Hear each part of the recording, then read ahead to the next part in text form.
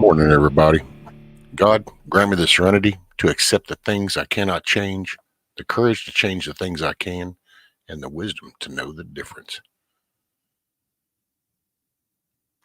A little different this morning.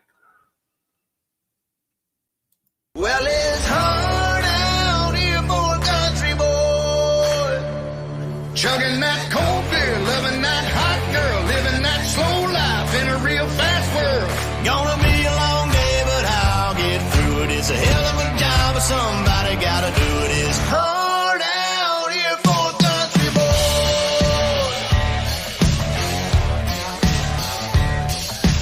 Ooh, it's hot out here. Turn Fort Talladega, second time this year. Lifting this koozie, got my own tires, sweating and getting this old boy wired. NASCAR, bikini tan lines, copper tone shoulders. Sunshine's tough for a red, white, and blue collar guy. Well, it's hard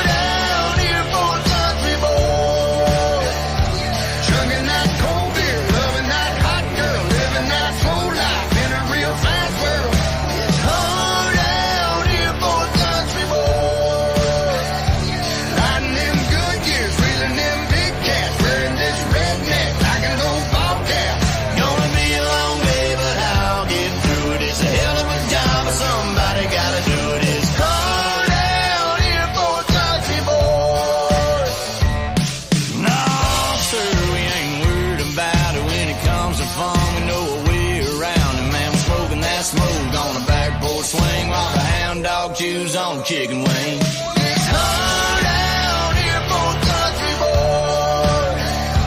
Chugging that cold beer, loving that hot girl, living that slow life in a real fast world. It's hard out here for a country boy. Riding them good years, wheeling them big cats, wearing this redneck like an old ball cap. Gonna be a long day, but I'll get through it. It's a hell of a job, but somebody gotta do it. It's hard out here for a country boy.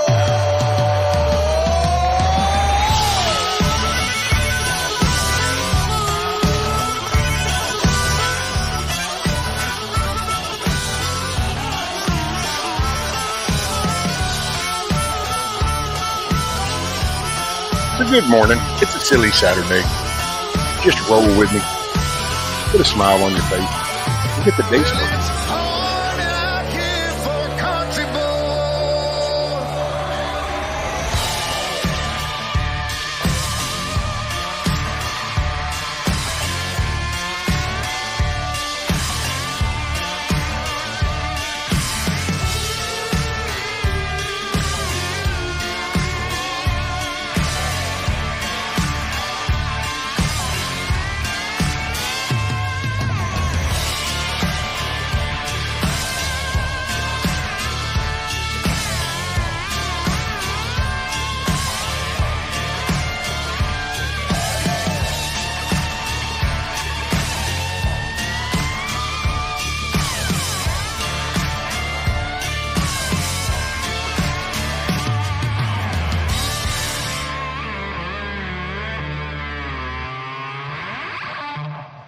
What's up, everybody? So we got Kiss Off in the house, Troublemaker. What's up, A to Z, Dusty Country Road. Let's see, we got to go up here because I think Dusty was first. So yes. And then Pilgrim, we got Loretta. Who else we got? We got Matt's in the house. Coffee first. What's up, ma'am? By the way, I saw your crochet lessons. What's up, Mr. William? Jane.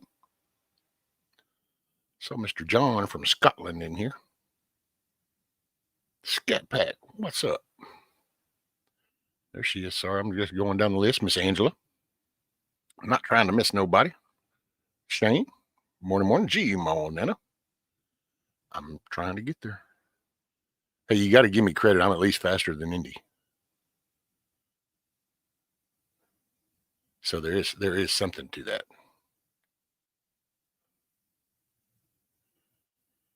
Yeah, there we go. I think I got most people.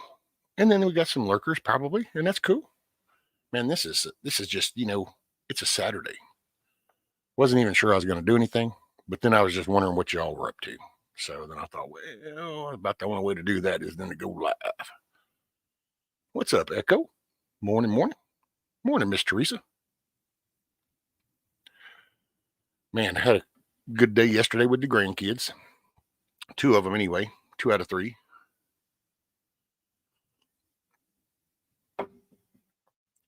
Had some deviled eggs.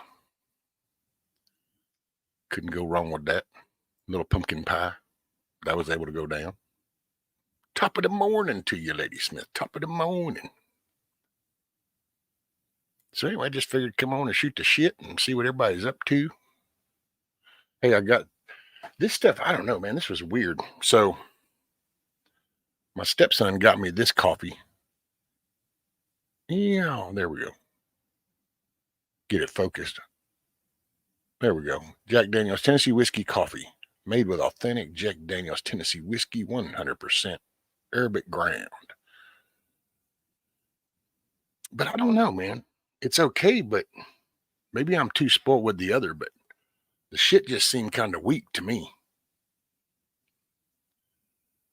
I made 1 pot of coffee and did my typical 3 little scoops with it, and it was like, I don't know, man, that's like gas station coffee. So I had to add like another 4 more scoops.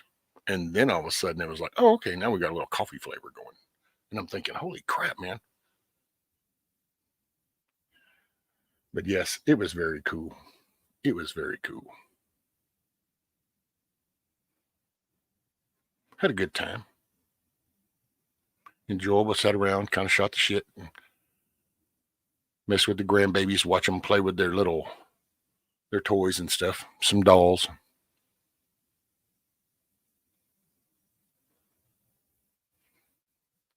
Coffee says, go and do the things. Make it a great day, everyone. All right, Coffee.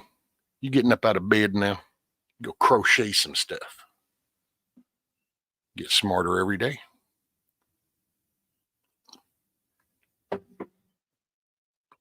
Anyway, I don't know. Just seeing what people are up to. What's the word on the streets? Oh, I will say Red October, dude, he cracked me up. I totally love that little video he did. So anybody that doesn't know Red October or hasn't seen his channel, he got a little clip out and I thought it was so cool. It's all about the big labels like emergency alert, bad shit's gonna happen. It's like, no way, you think? So I thought it was that was a good video. It was so cool. And it's a little cold. I was going to try to go outside but it's a little nipply down here in Texas. So, hey, all you little northern people, y'all can say what you want. Bring your ass on down here in Texas in the middle of the summer and then talk to me about, oh, you just can't handle it. The cold might kick our ass down here, but we can handle the heat.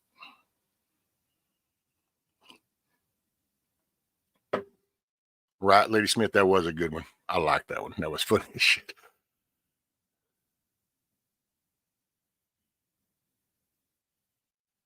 But yeah, it's shoot, man, like 33 degrees outside. And I know all of y'all are like, oh my God, that's like nothing, Rescue. It was down here. Plus, I ain't got no uniforms no more. So, like, all I got are damn flipping ass pajama bottoms and shit and t-shirts. Hell, for decades, I've always wore some kind of uniform shit on, and I don't have that shit no more. So, well, these old bones get a little wiggly now. Hey, look at there, Echo. Appreciate you. We got a little coffee and donuts. Thank you. Thank you.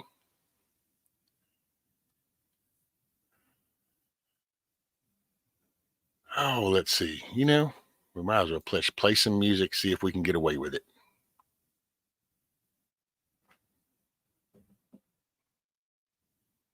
Rescue, I should live in the South. Anything under 65 is cold to me. We have our few months where we dip down and it's a humid cold. See, that's what makes it rough. Like when you go out, it's a wet cold. So I learned it way back as a kid when I went into the Army in basic. That's when I kind of realized, oh wait, this northern shit's different than the southern shit, and it's the whole humidity thing. It was a real eye opener. Hey, what's up? Morning, Benjamin. Come sliding in. Echo done took care of business, Benjamin. Echo done threw out some donuts and coffee and stuff for everybody.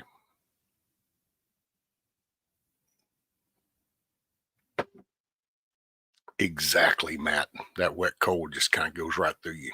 And son, when that titanium shit in there gets all cold, it gives me a headache. It makes, it just jacks me up. So I'm going to I got to come up with some layers. I'm going to come up with layers. Come up with a formula for that shit. Anyway, just figured I'd play a little jam. I want to kick around. See what we can get away with.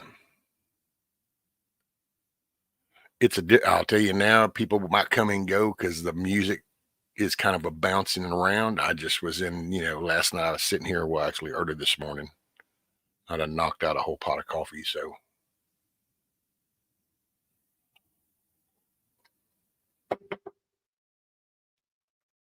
Let's see, we're going to go with this one. So get you some coffee, get your shot glass, get you some tea, get a cigarette, get a cigar, pack a bowl, twist one, whatever's working. We're just kind of easing into the Saturday.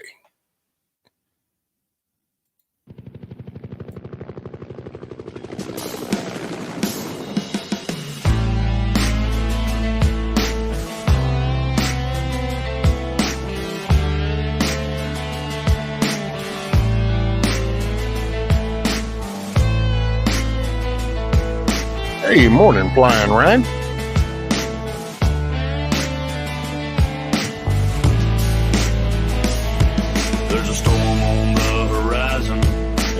Hey, what's up, Moonchild? Run a while, but I got my brother standing next to me. So praise the Lord and pass the ammo. Stars, stripes, and camo. There's a price to be paid to stay free. Pass me the ammo, ain't afraid to fight. Pass me the ammo, ain't afraid to cry. Pass me the ammo, ain't afraid to die. I do it for my family and do it for my pride. Pass me the ammo, ain't afraid to fight. Pass me the ammo, ain't afraid to cry. Pass me the ammo, ain't afraid to die. I do it for my family and do it for my pride. Laid up in this bunker, rosary on my neck. I do this for my family and the colors I respect. Ain't forgotten that those cowards took the towers down. You can bet I ain't gonna hesitate to put them in the ground. Clutching on my rifle, ammo by my side. Clutching on my Bible, I do it for my pride. I'm trained to be fearless, I fear the unknown. Give my love to my family and I'll see them when I'm home. Pass me the ammo, ain't afraid to fight. Pass me the ammo, ain't afraid to cry. Pass me the ammo, ain't afraid to die. I do it for my family and do it for my pride. Pass me the ammo, ain't afraid to fight. Pass me the ammo, ain't afraid to cry. Pass me the ammo, ain't afraid to die. I do it for my family and do it for my pride. Proud of my country, it's the land of the free. Your enemies, my enemies, together we bleed. Your sister, your brother, your cousin, whatever. Your family's my family in the trenches together. Pistol by my side with my rosary beads. Bible by my ammo, man, I hope he's watching me. Overseas, overnight, if I die, I know it's right. Freedom ain't free, pass the ammo, let's ride.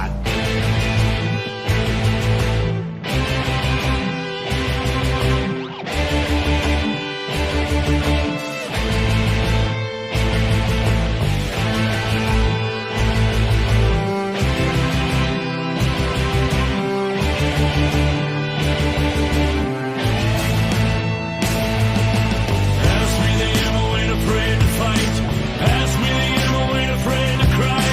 Pass me the ammo, ain't afraid to die. I do it for my family and do it for my pride. Pass me the ammo, ain't afraid to fight. Pass me the ammo, ain't afraid to cry. Pass me the ammo, ain't afraid to die. I do it for my family and do it for my pride.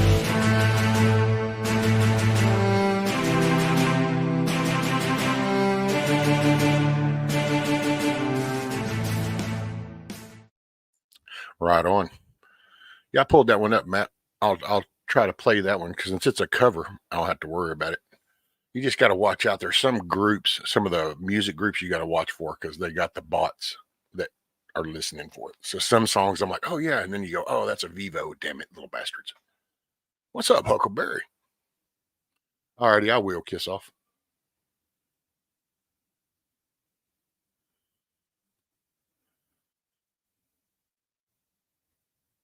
I will tell her. And I don't know. I was thinking about it. I don't know. Do y'all think we ought to do some kind of like New Year's stream?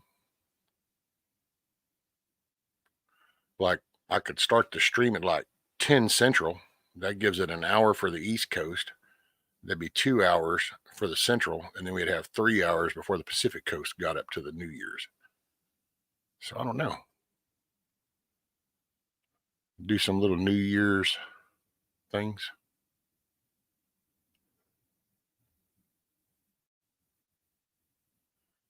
Oh yeah, John, I will yes, sir, I can do that. That one there that I just played was Moonshine Bandits. The first one I'll have to look back that up. I forgot who that was, to be honest. Just shooting straight with you.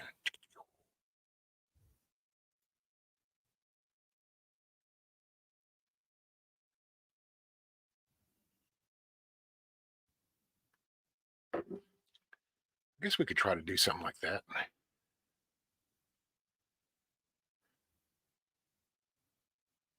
Yeah. I was trying to think of some kind of evening thing to do. I know like natives on Thursday or Friday, when native was Thursday. Yesterday was Mad Shad. Tonight, Ghost. So yeah, I could I don't know. I might try to do that. Well, I'll hang out and I'll just open the panel up and just kind of sit in the corner and let everybody just kind of kick it. And we need to have like a FAFO Friday or something, or a silly, shitty Saturday show. There we go. We could do the 4S's. A silly, shitty Saturday show. Silly shit Saturday show. There we go. Silly shit Saturday show. It's almost like the Peter Papa Pickle Pepper.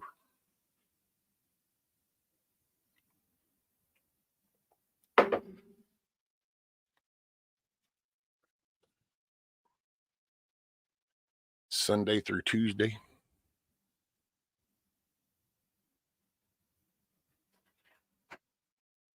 That wouldn't be too bad. I don't know. I might could try to do something like that. Oh, none right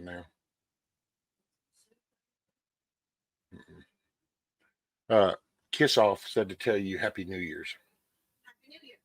There you go. Mrs. Rescue said Happy New Year, Kiss Off. It's too damn cold. It's too damn cold. So there you go. Now you know.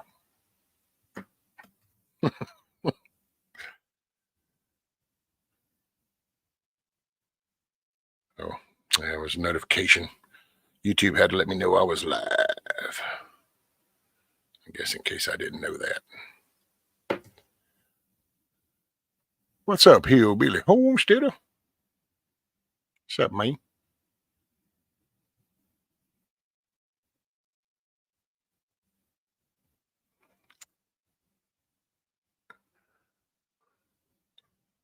Sunday through Tuesday, all evenings fairly open. Well, isn't it Papa's on Monday? Is Papa's on Monday? I know Indy does late Monday night, but doesn't Papa's do Monday? Or is he? See, I just get all jacked. I don't know.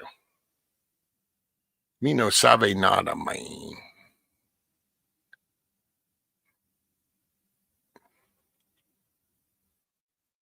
Yep, staying bundled up is what she's doing in there by that heater. Gotta check the tank too. I hope this cold shit don't last too long. That's gonna be.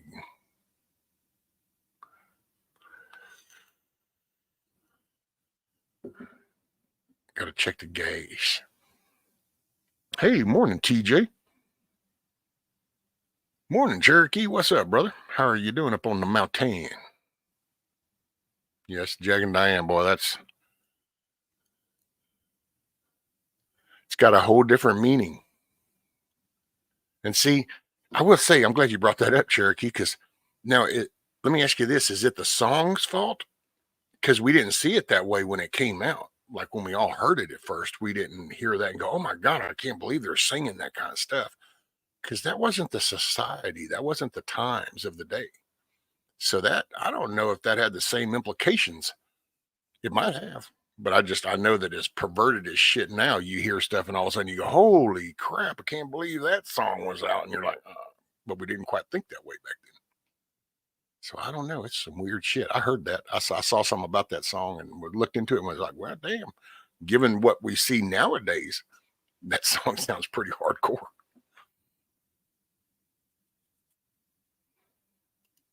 After tonight's Indies, next stream will be her birthday stream on the 5th.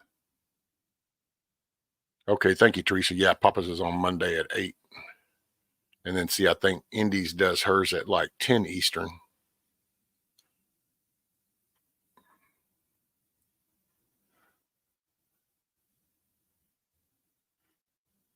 Yeah, I train with a gallon of milk.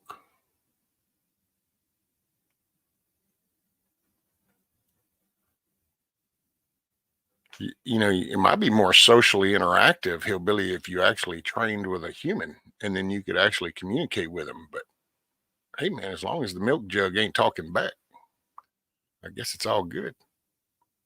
After you curl them like 50 times, does that become curdled milk? Just asking for a friend.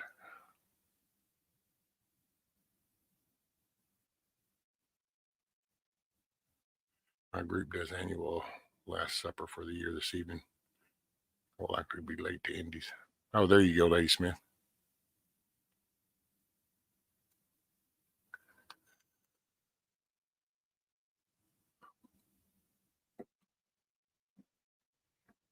There you go, Lady Smith. It's butter. Just a little butter. Kissel says, I ain't saying nothing, but the word mother comes to mind.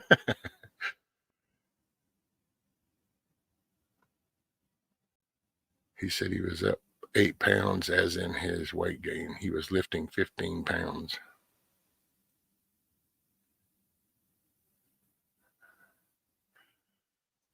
I love that. It's a joke, ignorant folk. Comes the person doing steroids. Come on, hillbilly.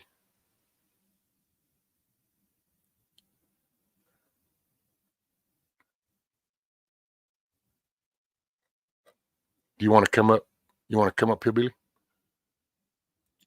Hillbilly don't talk to me much no more, it seems like. But the YouTube streets are weird. You never know. If the left eye twitches before the right eye, it might do something. I don't know.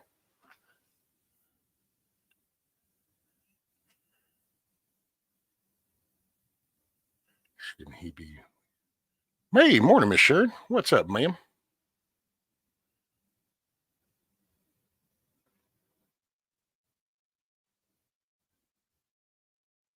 Hey, by the way, arthritis for Lady Smith. D-Dog was talking about stinging nettles.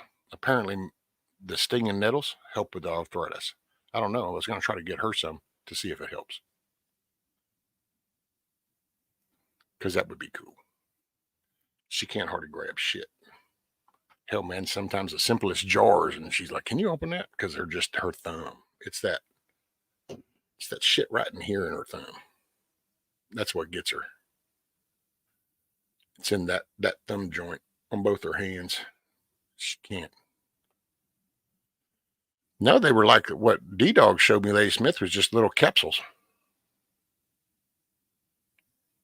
Because that's what I was wondering is like, okay, so do you steep them and make it like a salve or something put on them? But it's like it's the little clear caplets. So I don't know if it gets in your system and then it's doing something. Me no sabe. But I figure, hey, stinging nettle, it's a natural plant. You can't kind of go wrong. Might as well give it a shot.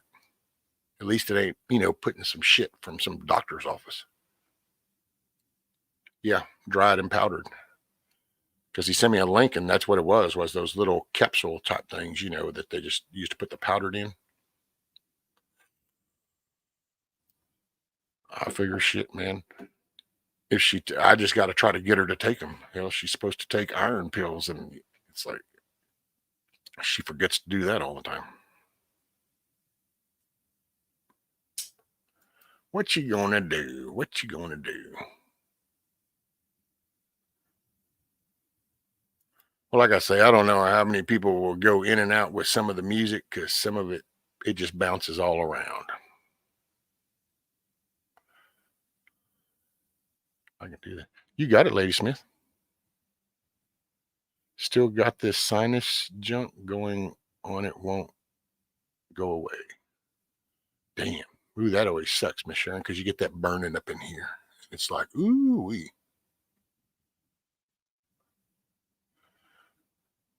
There goes Matt trying to poke needles in people and shit. Him and that acupuncture buddy. He's always trying to poke somebody. You ever notice that? Matt's always trying to poke somebody with a sharp object.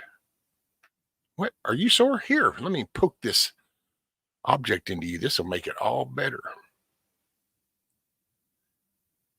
I'm just checking with you, Matt. What's Cherokee got going here? Rescue. A few people, 25 did the Triple Crown Challenge. 9 people did in the whole year Triple Crown Challenge. That at CDT had 3 longest trails in the U.S. Oh, hell yeah. I don't think a lot of people, Cherokee, actually, because it's just our society. We've stopped being physical. We're more of the, we sit and do things now. We don't get out and explore nature. It's It's like the Boy Scouts, man. There was something to be said about the old school original, way we did things. We taught kids to be outside. We taught them about plants and trees and all that good stuff. If it would help me quit sugar, I could lose about 30 pounds.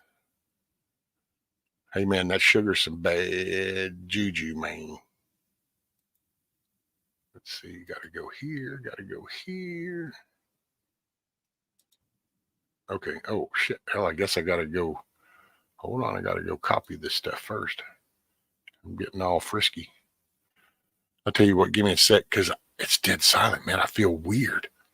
I stopped talking and it's like, this is too quiet. So here, I'm going to play a song while I get this link and then I can get into the email and then we'll see if we can get a little old hillbilly up here to shoot shit with a little bit.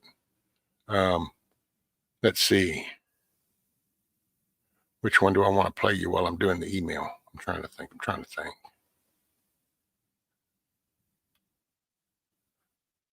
A little Big Schmo. We'll go with a little Big Schmo. I like Big Schmo. Here we go. Country folk got it right. You know, they say in the bittersweet land of the milk and honey, you can't buy love, but it'll take your money. Uncle Sam can't count, but he ain't no dummy. The powers of be could learn something from me. Jesus is Lord, cash is king. When it rains, it pours. The poor pours a drink. Gotta treat old folks like you're gonna be one, and love your neighbor like you're gonna need one. We fly our flag at the price of freedom. High. Out of all the ways there is to live this life. Out of all the ways there is to live this life. Tell me about. I think the rednecks got it right. That's right. I think the rednecks got it right. I believe you all the same right. I think the rednecks got it right. I done learned when the going gets tough, the tough push through it. We ain't afraid to say it, and then we stick to it. We may be simple, but believe we ain't stupid. If you want it done right, let a country boy do it. Yeah, we might get loud all up in your face, probably raise a bunch of hell all up in your place. Know it done some things that I can't erase. Come Sunday morning, I'm all about that grace. Spread my wings and let that free bird fly. Out of all the ways there is to live this life. Yeah, you only get one shot. Out of all the ways there is to live this life. Count. I think the rednecks got it right. You know, I think the rednecks got it right. Got them crosshairs, boy.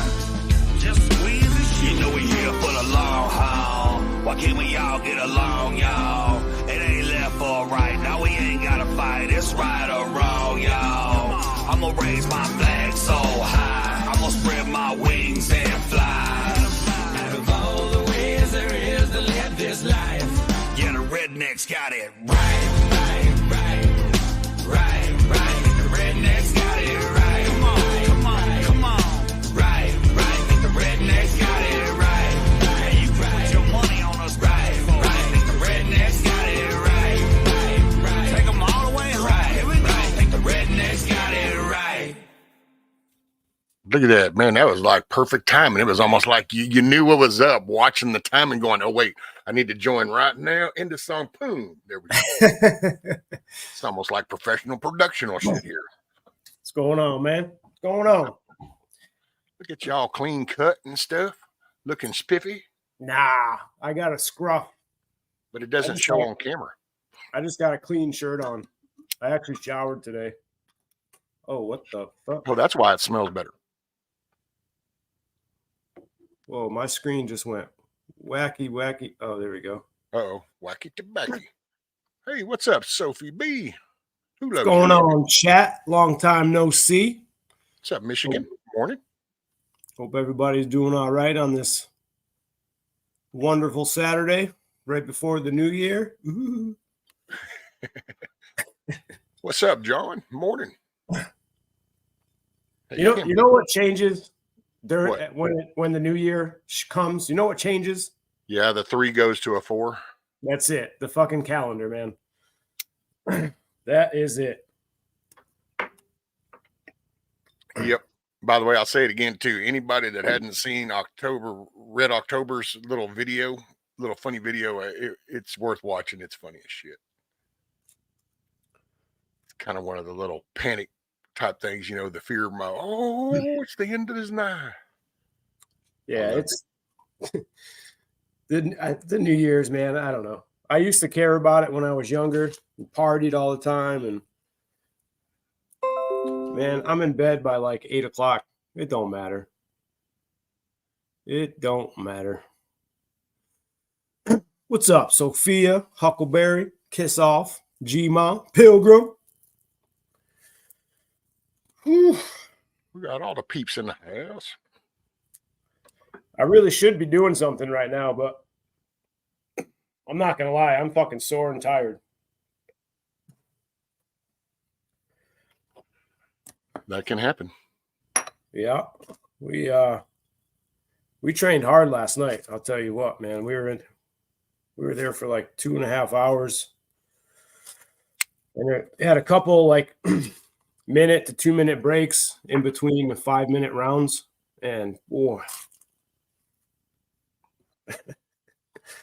But it's good, man. It's an exercise. It's a Now, was that your hands-on exercising, or was that like the lifting and stretching and the building up part? yeah, no, that was jiu-jitsu. Okay, doing your 5-minute rounds with that.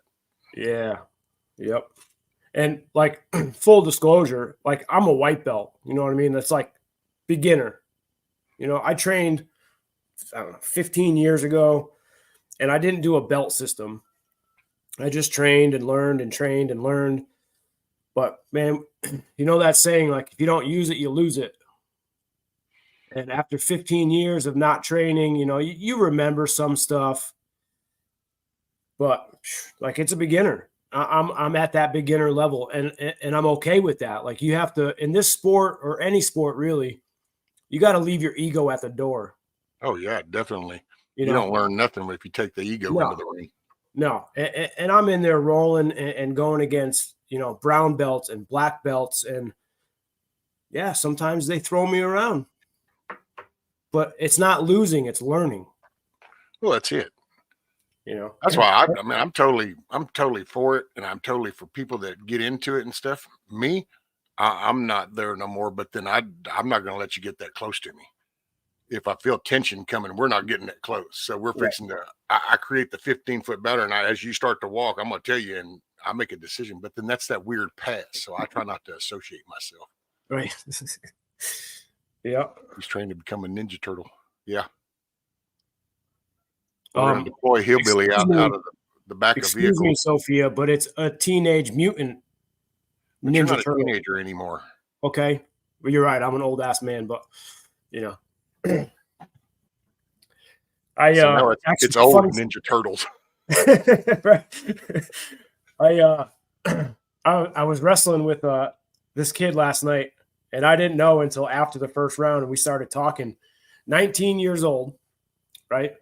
He's been training for 7 years, and he was a little spider monkey with more fucking energy than I've ever seen anybody have. It was like he had no spine, he had no bones. He was rolling and folding and bending and twisting, and I'm like, get off of me. But it's good shit, man. It's, you know, it's a journey that I'm on. You know, midlife crisis, whatever. That's what my woman keeps telling me. Yeah, you're going through a midlife crisis. But it's a journey. You know what I mean? Like 2 months ago when I started doing this again, you know, I was smoking those vape weeds and, you know, not very active other than like just physical work. But when you start exercising and you start moving different parts of your body and working on your cardio and sacrificing certain things and eliminating those out of your life and out of your system, it makes a difference, man. It really makes a difference, you know? I don't know if that, just my thoughts, I don't think it's as important. I think what happens is you have like a social network that you can bond with now, because when you go to work, you're cutting boards, but it's you and it's just work. This is Right. what you've been doing. But it's kind of like getting to go fishing. you go fishing is one thing, but if you're really into it and all of a sudden you're around a bunch of other people into fishing, well, now you Right. seem to kind of enjoy casting more now because you're around people that are into that. Well, and I'm not downplaying by any means what you're saying. It's just, but then you figure you went from kind of a solo run, you're working, yeah, you're talking with us, but well, now Mhm. going to a gym, well, see, there's other people around the gym and you Mhm. can feed off of them. They can feed off of you. You become now, it's kind of like what we do here in a way. This is just a digital way of doing it, but you kind of fall into a channel. You kind of like the groove, you feel the vibe, and you go, yeah, I'm going to hang out here. Well, for you, it's a real thing. So you're going to a gym, you have this little group, you have a purpose, you have something, a goal, you have something that's Yeah. touchable that you can now participate in. And I can see that.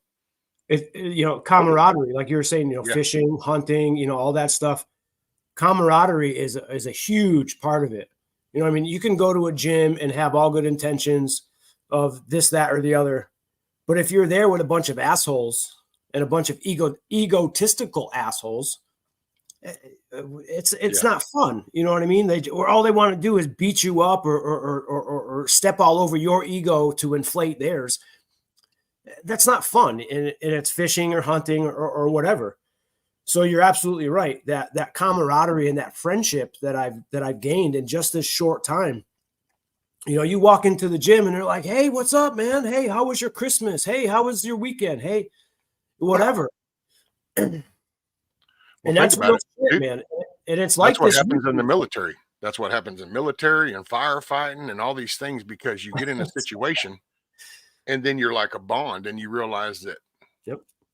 these are the people in it with you. Well, as long as everybody's kind of got a like mind, then teamwork makes the dream work. That's That's it. just, it is what it Yeah. is. And It, Sophie said you look smaller, probably slimmer, probably trimming off some of that fat tissue. I don't know. I've actually gained weight. Well, It's see, but probably you probably yeah. more muscle mass, but your structure looks a little skinnier because it's probably just the insulated layers that were there. But now Oh that yeah. you've been limbering and moving, you're starting to stretch more. I'd flex for y'all, but I don't want to make anybody jealous. You know what I mean? So I'll keep my Man, guns at don't bay. flex on me, buddy. I will bring Rudy in here and I will show you up so bad. I'll have Rudy get on camera and then bam.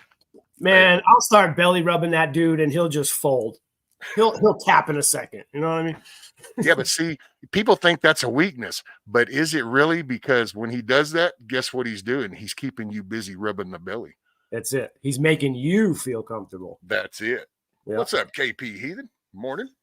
And just for the record, okay, I want to clarify for all you guys out there that I am not on steroids. I have taken steroids. It's been 20 years. But I am not on steroids. I'm doing everything naturally. And so I know you're busting my balls and shit because I talked about it, but I am not taking the juice. Hey, I'll tell you, I was picking with you though. I was just joking with you, but I'll be up front. I'll tell anybody now. If you tell me you're actually taking them, I'm gonna say it up front. I'm going to make fun of you. I will probably say things that will piss you off and hurt your feelings because I personally think that's just stupid. That's almost as bad as here. You don't want to get the flu, take this 12 booster things. To me, it's like you're trying to put something in your body to solve a problem. And it just, Well, so, and no offense, it's whatever it does is everybody's to their own business. I just figured I'd go ahead and throw in that disclaimer right out the gate going, just so you know, that's one of those trigger things for me, buddy. I go, really? You got to do roids? But then I've seen some funny ass shit.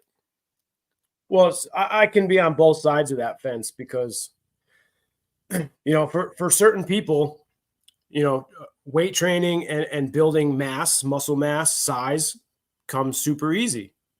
You eat your meals, you lift your weights, and you just get big. My whole life, I've been little.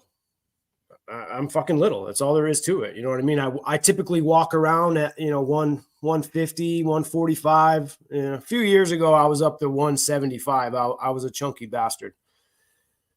But other people, and I'm not saying that. Morning, Tiger. It's not, I'm not justifying the use of illegal steroids to get the job done, but some people need it. The hard gainers, the people See, that let me are ask you this. they need that little. But how did we do it before the roids? So, like, how did people do that before roids?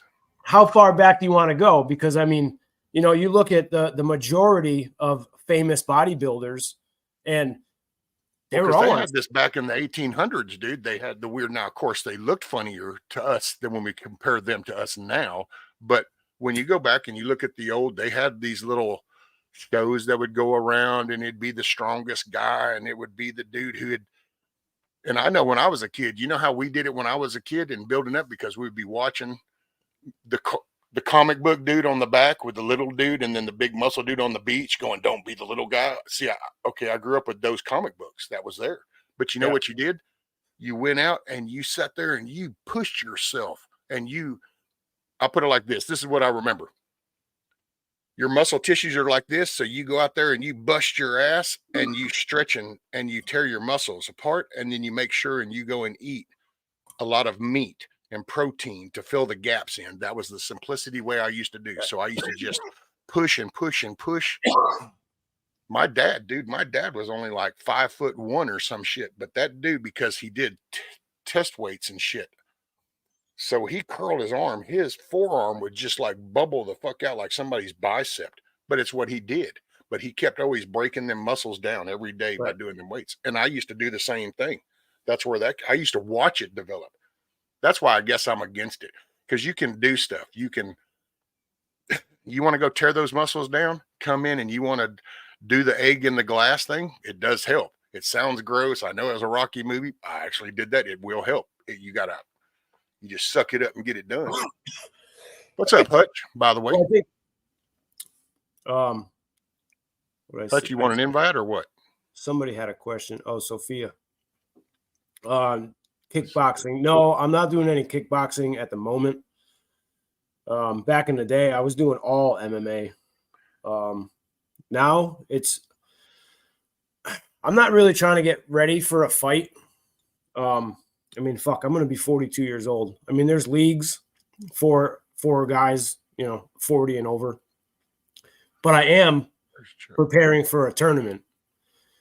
I'm hoping in the next 6 months to a year that I can get ready to go into a tournament and compete for jiu-jitsu.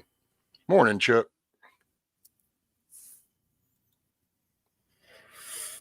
Do I got him over here? Yeah, and for your cardio too. Shit. I mean, that's the biggest thing for me is trying to get back my cardio. Like we've talked about this, I haven't had a cigarette in 4 years. But that don't mean shit. Just because you haven't smoked cigarettes or if you're not you got to expand them lungs. You got to stretch them bad boys. That's it. You got to get the breathing down, like I've got a deviated septum. So if you don't know, with anybody that doesn't know what that is, it's your nose cavity. It's stuffy, constantly got a stuffy nose, and I have a doctor's appointment to go get this fixed.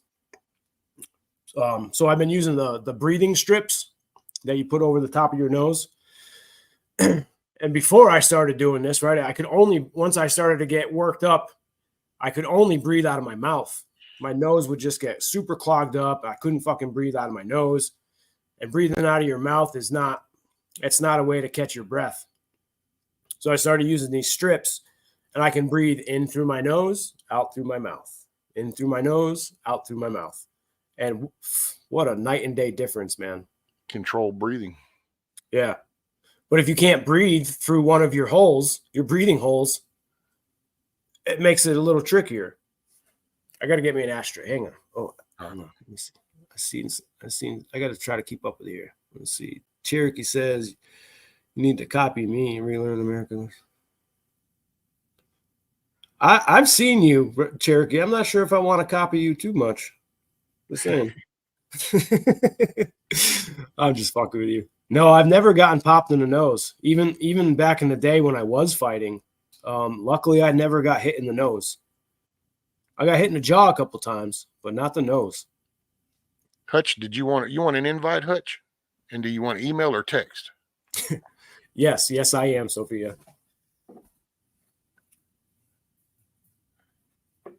Shit, they're right here. Well, see, and that's a lot. Right here, you get a lot of facial weight. I know this is going to sound kind of funny, but this is just my take on it.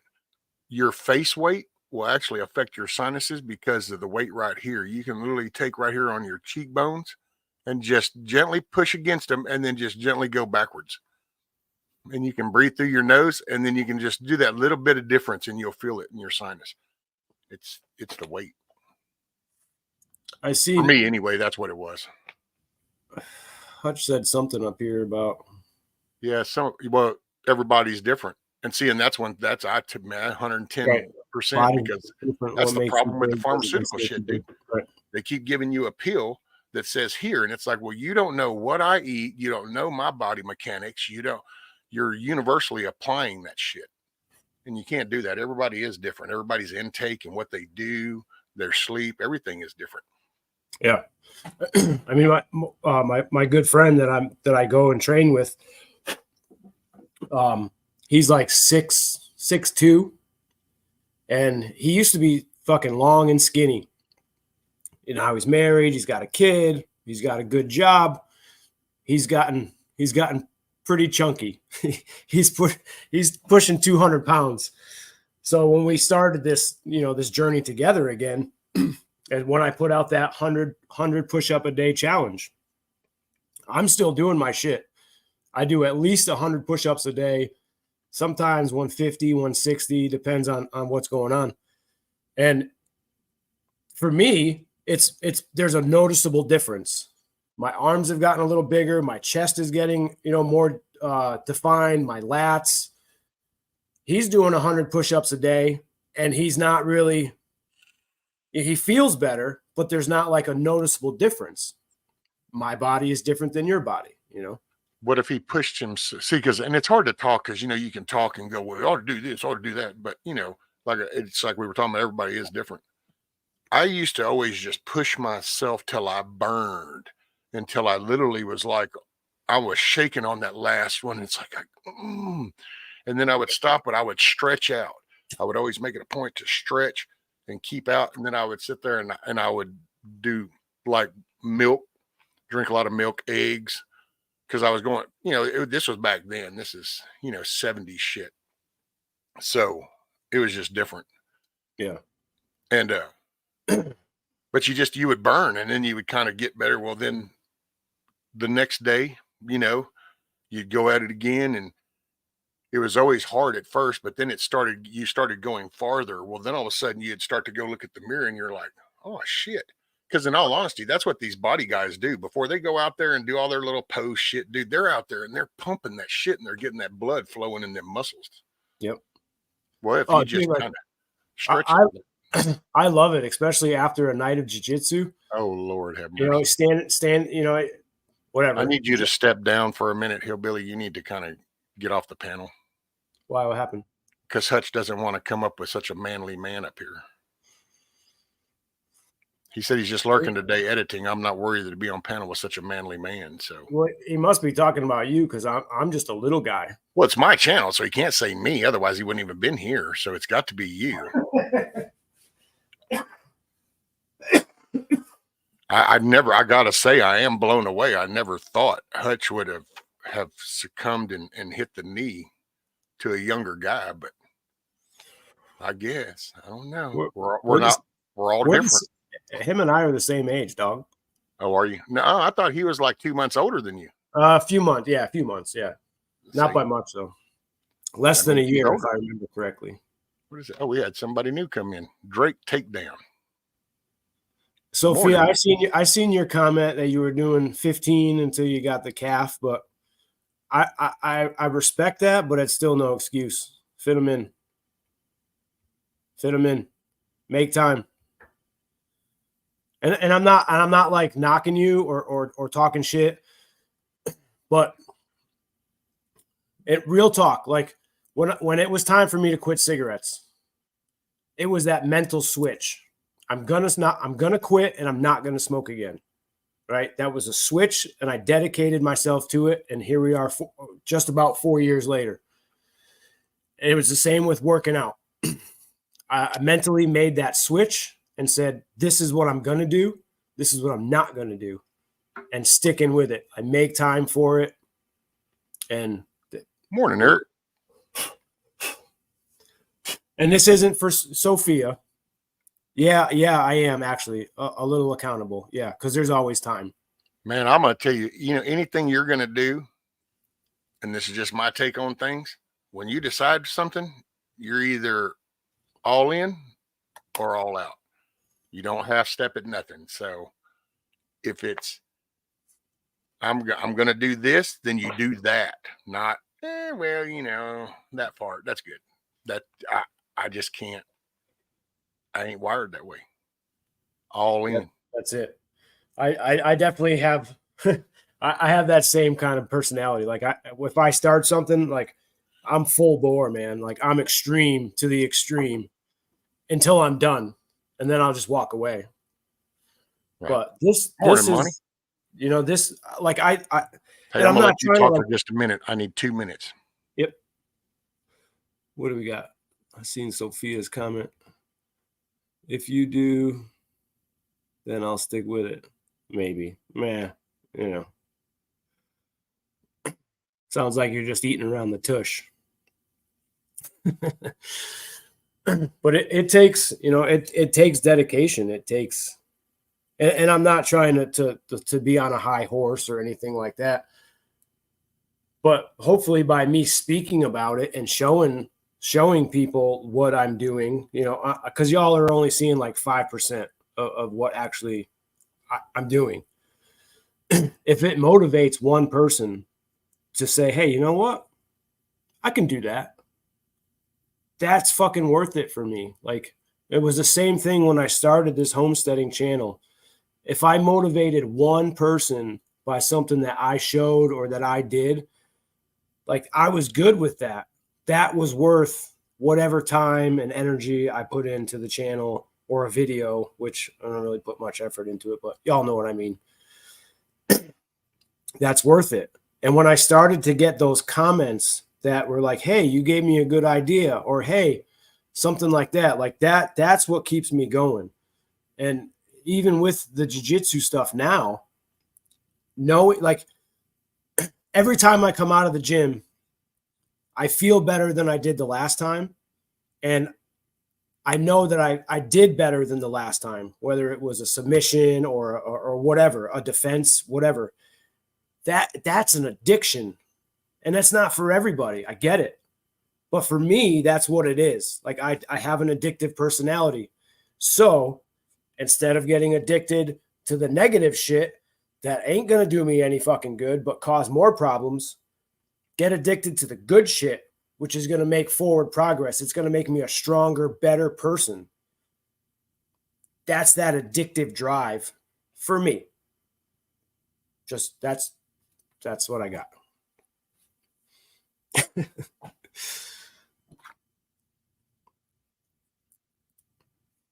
I'll tell you what though, like right now, the only thing that hurts is my fucking toes. I've got mat burn on my toes. Oh my God. You ain't felt pain until you're missing skin on like 5 or 6 digits. And then you get in the shower. Oh. Work out and run 5 miles. Weight drop fast. Yeah, but I'm not trying to drop weight. I need to get my cardio up. I got a Spartan race in August that I got to get super fucking ready for. But I'm trying to put on a little weight. But I did notice last night, because I'd put on like probably 6 pounds, 5 or 6 pounds since last week. I felt that weight difference when I was rolling last night. I could feel that I was a little bit heavier and a little bit sluggish with those extra pounds. Do you when you go out and you do it, do you think it would then help you put on, if like you got like the protein shakes, and as you were pushing that burn and then hitting them protein shakes kind of fill in the muscle fiber gaps, kind of help build your. I know that probably sounds stupid because I'm going from 70s and 80s talk up to 2023, and there's, and it hasn't been on my brain. It was just that, but that's just the way I think back then. It's kind of like I'm just going to go raw. So if people that don't know me, you just have to go watch old shit get caught up. But it's like doing penitentiary shit, dude. You ain't got no access to all that shit. Well, I mean, yes, you could, but normally you don't have access. So you just kind of go out there, dude, and you just push and you burn, and then you hit your proteins and, your eggs, your peanut butters, your meat. Nowadays, of course, you got your breakfast carnation protein shakes and shit. But yeah, where the fuck's my jug? Well, that was the whole mentality of just breaking that muscle fiber apart and then filling the gaps. I've never seen guys. There's my big tub of protein. Oh, the way. I've No never way.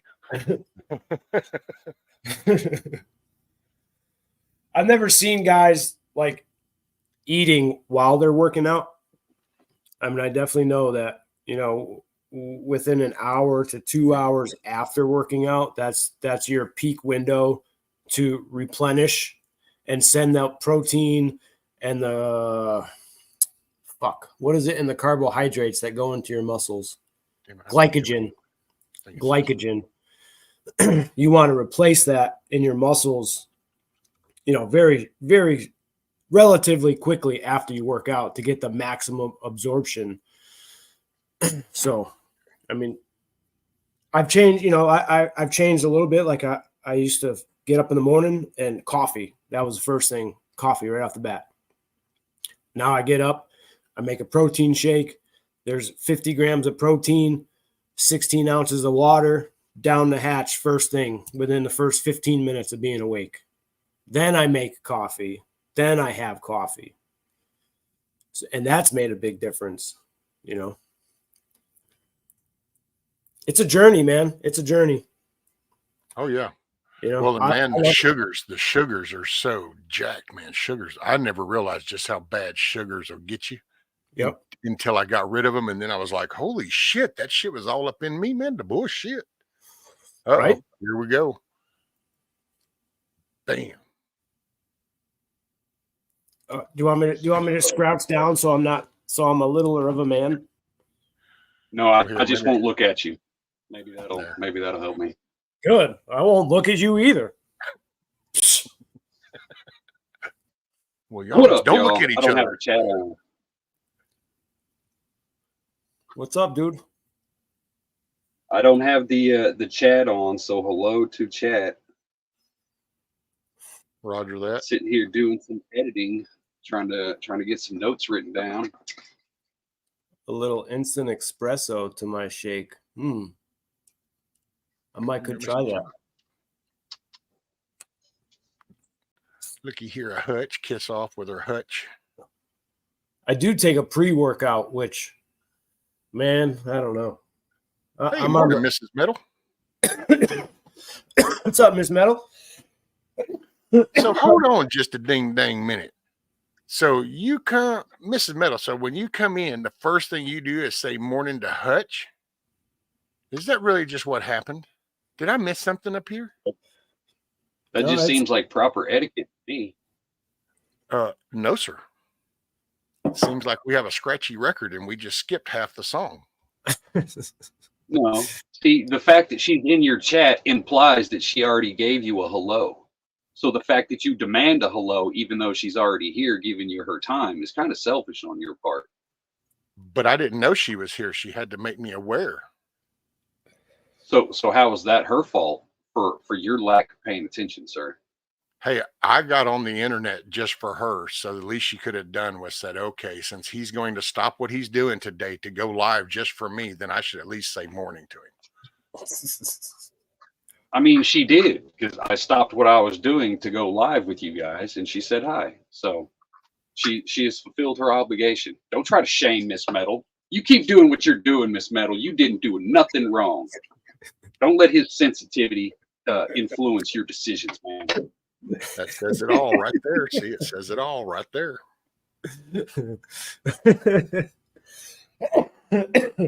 I see how this works. All right. That's it. I'm taking your song out of the library, ma'am. I'm just letting you know. I'm not offended, just saying. Sophie says, all right, y'all got things to do. Rescue, Papa Smurf chat. Have a beautiful day. Later, Sophie. Make it a Peace. good day. I got stuff to do and I don't want to do it. We got more rain again today for the 7th day in a row. Jesus. Oh, does she, Huckleberry? It's the only place it's raining in the whole country is like the East Coast, Pennsylvania, New York, that us. Man, We got snow yesterday, and it's stuck for the day. Now it's gone and covered by frost. Would you get like a dusting, just enough to coat everything? A heavy dusting, I would say. It didn't stick to the roads, but about 80% of everything else was probably half inch or so on it. Damn. Yeah, we haven't even gotten a fucking flurry around here. Not that I remember. Well, I'm It sorry was to the hear good that. snow. I don't Metal. mind that.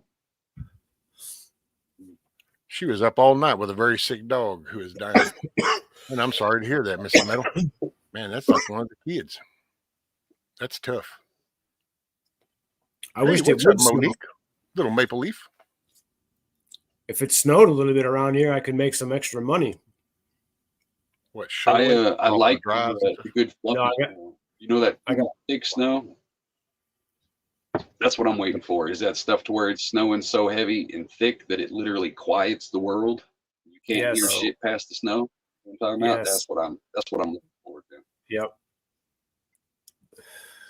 Yeah, that's good stuff. And then like go out and walk in the woods after that snow. Yeah, that's good stuff. Good morning, Mrs. Metal. Now, see, you got to walk during the snow. You got to walk when it's snowing, because if you wait till afterwards, then that complete silence get disrupted by the crunch True enough. with every step. Usually when it's snowing like that, though, I'm out on the 4-wheeler having a blast. I'll burn like a See, half when it's of- snowing like that, I'll go fucking. I got them evergreens that I got up front by the road. There's a little sniper nest carved out of it. So when it snows good like that, I can just take my chair, go sit up in between that little pine grove, and I guess evergreen grove without pine, I guess they're spruce grove, and stay protected just in sit there. everything quiet it out. Yeah, it's nice, man. It's That's like you cool. got headphones on. You can't hear the world at all. It's fucking perfect. Kills all that little quiet, all the brittle stuff, all that. It just chills all that out. Gives it a noise blanket. Yeah, Around here, it's the mud for us. there's a very short window of snow that is like enjoyable. After That's what I'm thinking. after that window. This should be the year, hopefully, that everybody keeps saying. Even the Farmer's Almanac is saying that this is the year for snow. So this is our 7th winter here, and we have not. There's no snow has been memorable. I think the first year, or the second year, we made like a 15-foot little dragon out there in the snow, because before we came down here, we'd usually make an igloo or a giant snowman every year, just like clockwork. You know what I mean? But moving down here, we never had the snow to actually do it. So it might have been the 3rd year that we actually had enough snow to make something out of the snow. Every other year has been just ice, just straight fucking ice, no snow at all, just solid fucking ice. That sucks. But man. they're talking about this is the year to bring it back up. So hopefully they're talking. Some predictions are talking about like over 40 inches this year.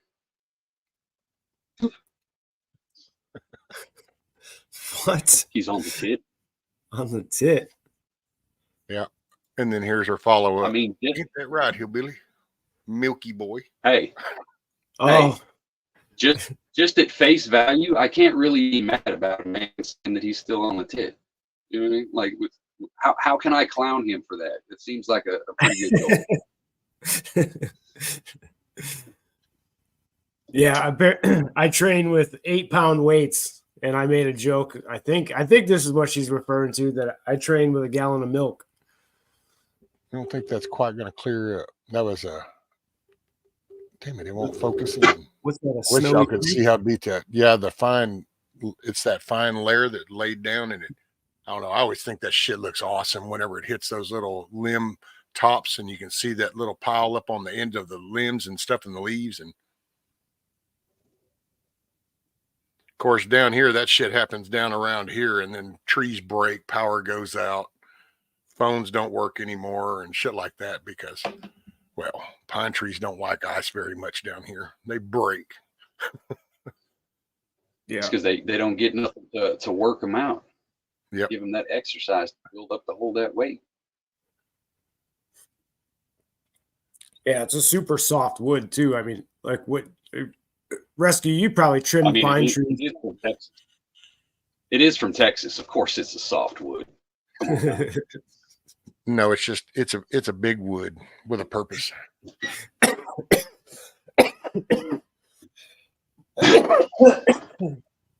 Oh fuck! Hey, that Texas wood is all over the country. I'm just saying. Feel free to watch them train cars and them things. See that Georgia Pacific go by? Yep. That was these pine trees. No, it's just, man, they splinter. It's the way that the grain, especially like bull pines, because bull pines have such a coarse grain to them. That's why the lightning and shit, strong winds will split them things right in half and stuff because of that coarse grain that runs through the center of them. And they don't like the cold. They don't like ice. So if we get to freezing weather and it starts raining, yeah, somebody's going to lose power somewhere because there's going to be some snapping limbs and shit. I would like to point out, Kiss Off, that just to point out the obvious, but you're trying to make fun of a male being on the tit, which would be a female. So that's kind of like a natural thing. So it's kind of hard to make fun of somebody for doing natural shit. But I would just figured I'd point that out. Well, I get. I mean, I've seen some man titties, so I guess it could go either way. Well, yeah, but he was on the milk. Something wrong with you.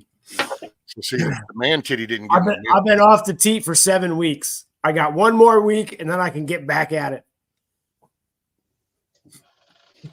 What are you off the teat about? I honestly have no idea what I'm assuming it has something to do with like protein shakes and things like that. Yes. Yeah, milk.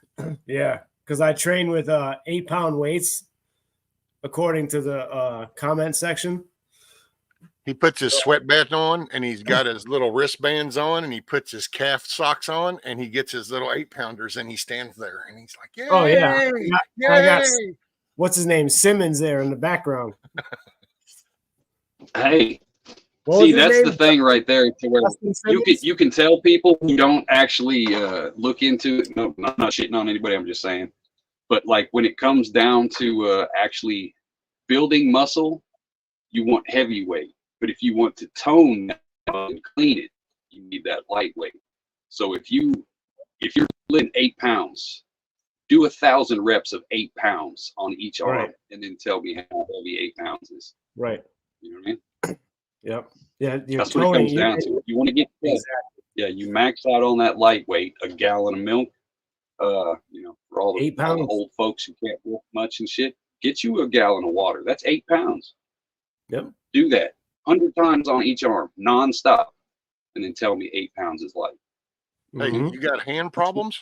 There's your jail type thing. But take that milk jug, tie you a little piece of rope to it, and get you like a little rod or roll up a newspaper and tie that around there, and just sit there and pick that milk jug up by doing this and rolling that rope up and then rolling it back down and rolling it back up and rolling it back down and watch it. You'll be like, oh my God, what the hell did I listen to Rescue for? And they'll be like, yeah, you didn't think about using that shit like that before, did you? It's that lightweight that gives you the look. Heavyweight's not going to give you that look. It's just going to make you look giant and fat. It's the lightweight that's going to Yeah. cut all that in and Give you you your that. little muscle tones. And the funny part is that it was actually 15-pound weights that I did my video. I was doing hammer curls with 15-pounders, but they were a drop set from 30s.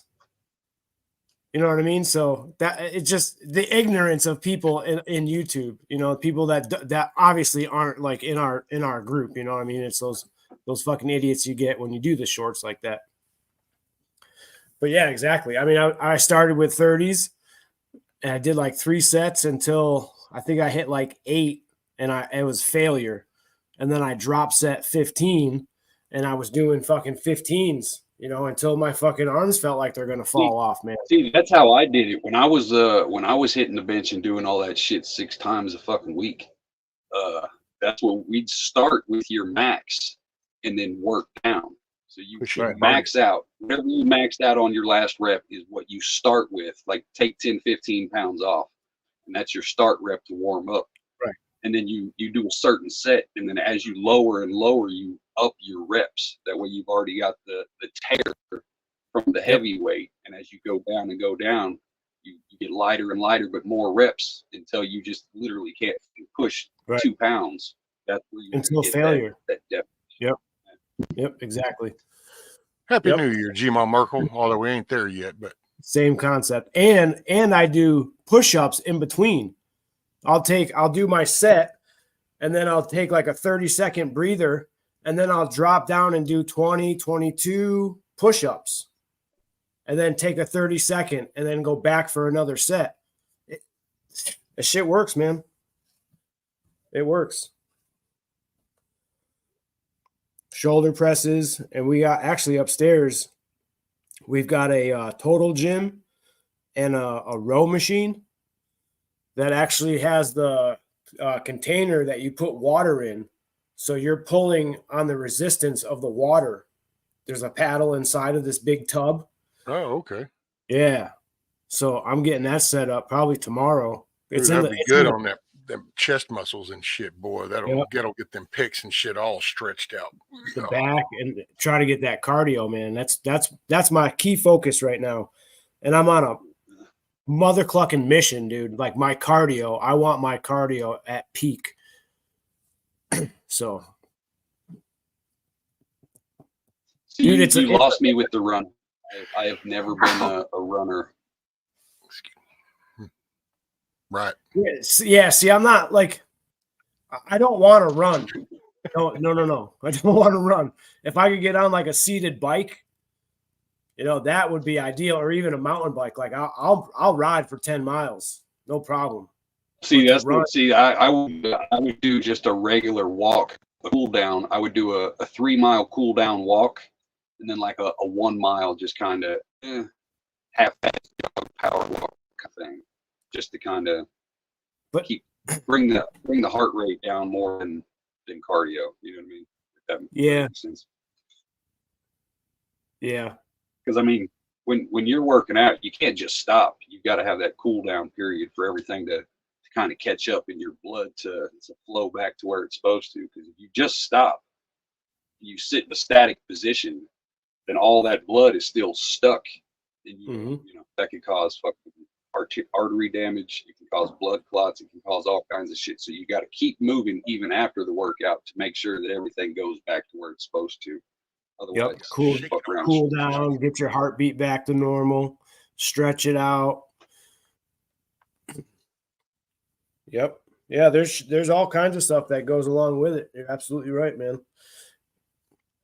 Like you see those guys all the time. There's videos all over fucking YouTube to where like a guy is squatting or doing like a standing curl or a jerk, and as soon as he gets, you know, his legs lock into a solid position, he instantly passes out.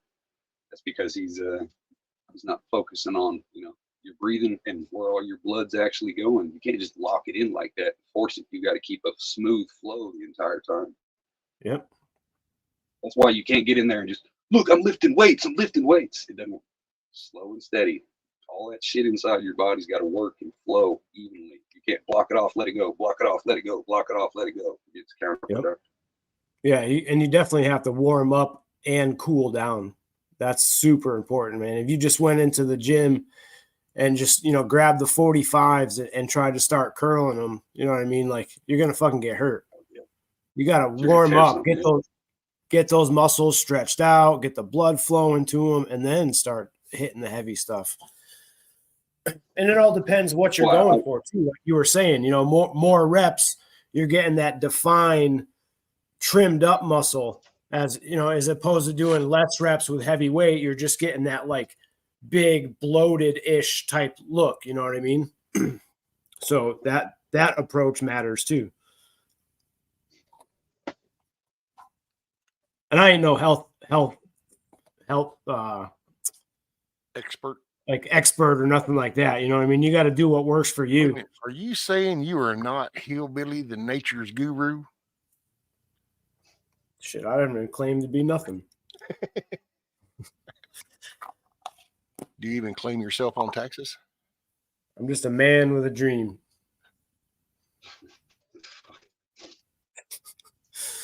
I don't know, man. Some days I'm not sure you call this a dream. It seems like I'm in a nightmare some days. Ride this one out. It's only a bad dream when you actually like have to poke your head out of the shell and you actually like see what's going on. Then it's like, what the fuck? But if you just kind of stay tucked into your shell and just do your world, it's not so bad. I guess it depends on where that little world is.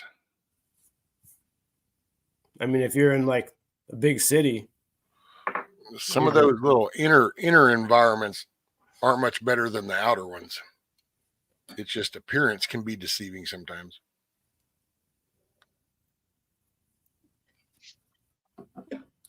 Good day for powdered chili? Yes, it is, Eric.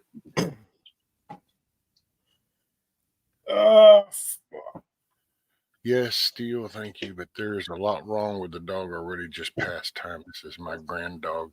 I don't make decisions.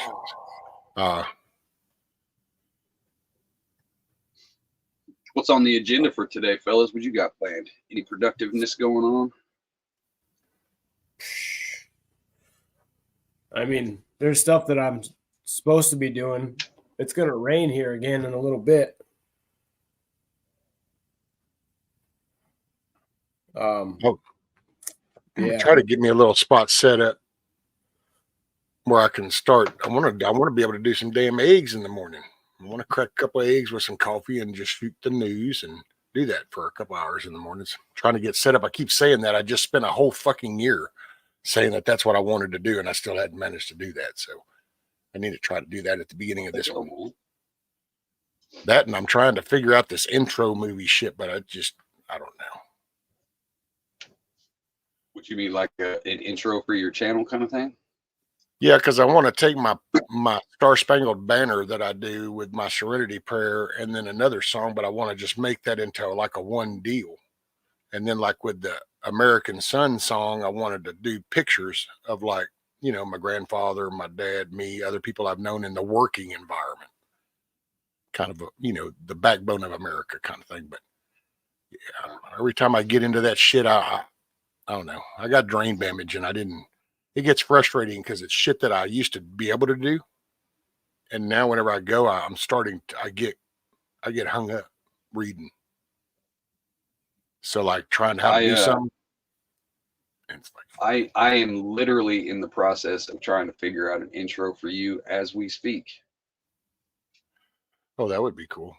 Elusive was working on a logo. I'm hoping that comes through.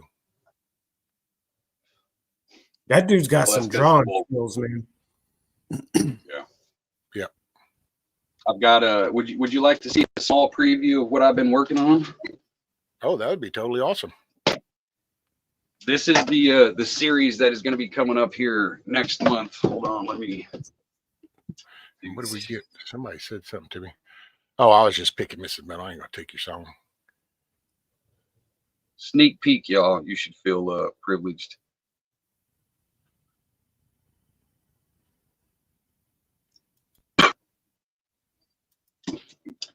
All right, so here I will show you the intro I made for this one.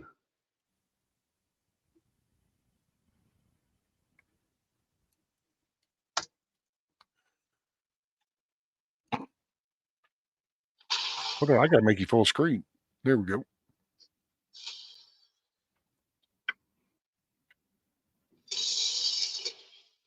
Big Pharma or herbal medicine? Herbal. Definitely herbal. Greetings from the Eerie Coast. This is Matt Shan.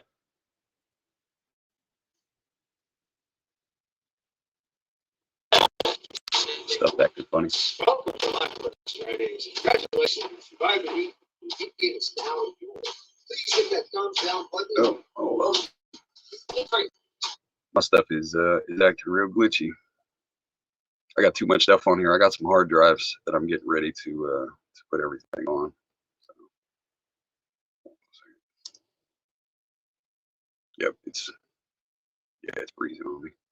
Well, that's kind of the general vibe. Let me see what's over. Good. Name of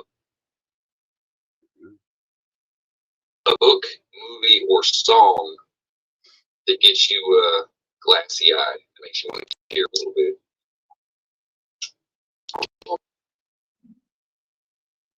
Book, movie, or song. I have to think back to a time before. Boom. It's basically that. It's going to be glitchy until I hit this button right here to reframe and line everything up. But that's pretty much the concept. Well, that's going to be cool. Seems interesting. Yeah. Oh, fuck. Oh, God damn. Yeah, it's been all my technology has been acting extremely. All my technology has been acting extremely emotional and touchy the last 2 or 3 weeks. So dealing with technical issues, but we're getting through it. It's taking a little bit of time, but we're getting through it. There you go. Hell yeah. That'd be cool. Sweet. I got too much, way too much written down, trying to put together. Like I said, I've got 3 of them on there now. 2 of them are completely done. 1 of them is about halfway done. I'm working on yours now. It's about halfway done. And then I've got 3 more to do. And then, Hell yeah. so that's what, 7 or 8 of these that I will have out starting hopefully next week. Next Sunday is what I'm aiming for. So hopefully they'll start being out. And then, well, whatever day I pick, it'll be that day until this little series is over. So at least 2 months worth of content once a week headed y'all's way. That gives me That'd be time to cool. work on this other shit. Yeah, because I've got 2 notebooks that I carry around with me everywhere I go. So Just if as I'm out it doing comes, shit, kind of writing it down. It's turning into a kind of a clusterfuck, but it's gonna be good stuff. It's gonna be my Mona Lisa. There you go. Oh, I it's thought like about trying one of those what do they call them? Dictator deals, where you just kind of like talking to you record your shit and then you have somebody, they retype it and they, because, oh yeah, you got all kinds of weird shit just comes in your head. I just want to record it sometimes. I've tried that, but I write better than I talk. So I have to write it down because if I say it, then I'll try to abbreviate it or do a quick version, and then I'll forget the whole concept of what I was thinking about in the first place. Because when I see things, I see it by a scene. Or I see the environment, I see the weather, I see the faces, the emotions, the reactions, everything in that scene. I see it, and I have to write everything down because I have to capture the feel of that scene and not just the appearance of that scene, if that makes sense. Yeah, I can see that. That's Lady Smith says Eddie Vedder would be proud, Hutch.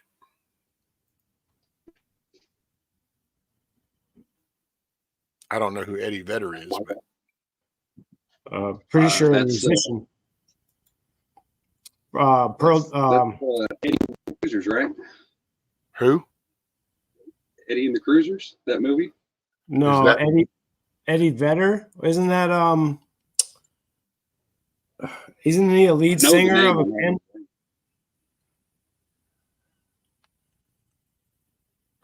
Jane wants to know if you got her email.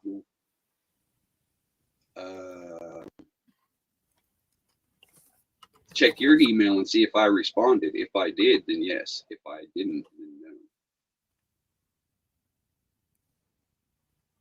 no. I will say this: if you're going to email me, tell me who you are, Yeah, Pearl Jam. because a lot of you people, your email name does not match up with your screen name. And if I'm being honest, I only want to know you by your screen name. I don't care about your real name. It's just, you know, one of those kind of things. Because I'm going to forget it. So tell me who you are. She says, okay, will do. Please. And Eddie Vedder was a guitarist for Pearl Jam. He used to carry notebooks around with the reference.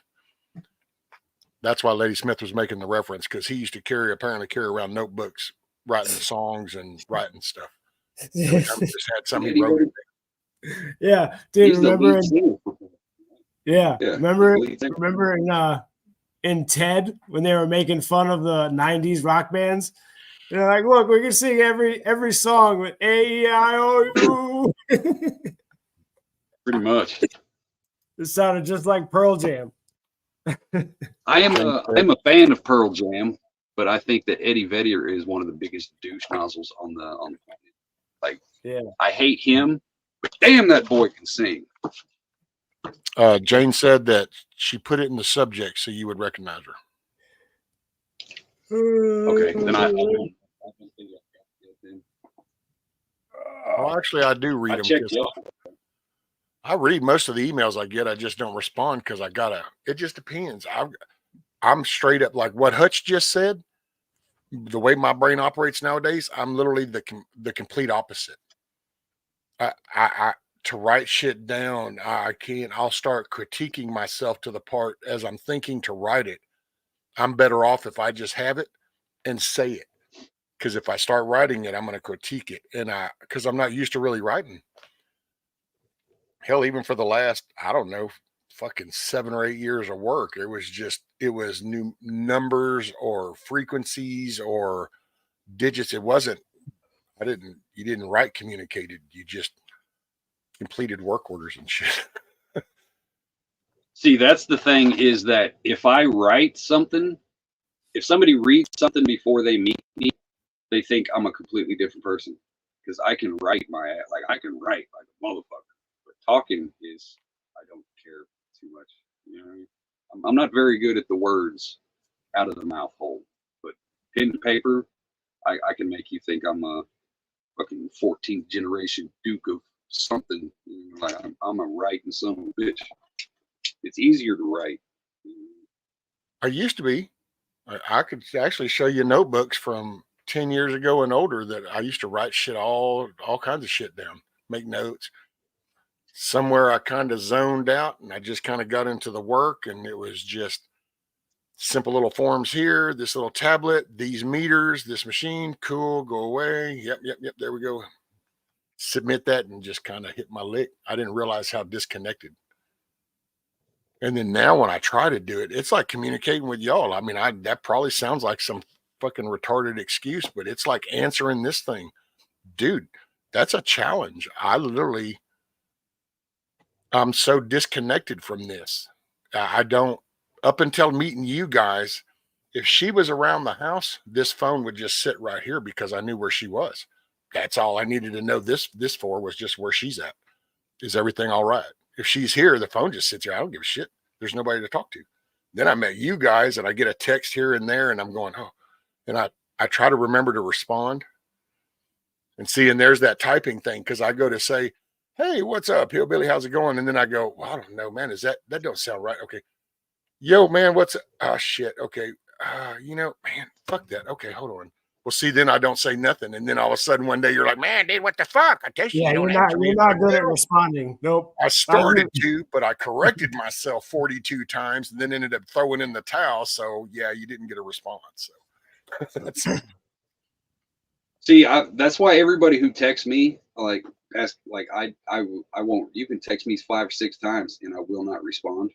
And then, like, maybe 3 or 4 days later, I'm like, oh shit, that's cool. Talking about the first text you sent me. You know what I mean? Because sometimes I just don't feel like pushing the button to see what they're saying yet.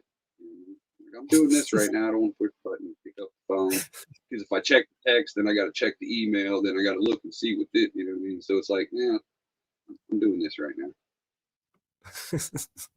hey, what's up, Rice? So my people already know. It's like I'm not ignoring you, but sometimes I just don't have to respond. You gave me some information, cool. You know what I mean? Like, Yep. why am I going to waste everybody's time with a thumbs up or? You know, It don't hurt my feelings. Oh fuck! I gotta bounce out of here. I gotta go get some shit done. It's already fucking pushing 11. What you doing today? I gotta go feed everybody. I should go to the dump. It's gonna rain here in about an hour and a half, so Roger that. and I gotta bring in firewood. I gotta clean out the ashes. Shit I've been putting off. Hey, by the way, and Matt, he's listening because I remember I had asked you guys about nail guns and stuff. Yeah. Dude, I scored like a mofo. And it was the other day. I had this one little plan, and I was going to try to do some little swapping, because I saw a sale. And I thought, I might could come up with a better deal. Dude, we were just happening to be in Lowe's, and I went in to get some bolts and some stuff for the stuff right now. As we're going by, and I'm on my chair, and I'm like, I look over at the wall, and there's a compressor that has 3 nailers. It's a cobalt little compressor. Little pancake. It's got the finished nailer, the brad nailer, and then the little bitty nailer. And it was $199. Yep. And luckily I had some, with the help with the house stuff and the cinder blocks and things, then I had that. And so I was like, shit, dude. So I just got the compressor, an air hose, and the 3 nail guns for $200. Yep. They used to run those deals all the time, and then they stopped running them for a while. So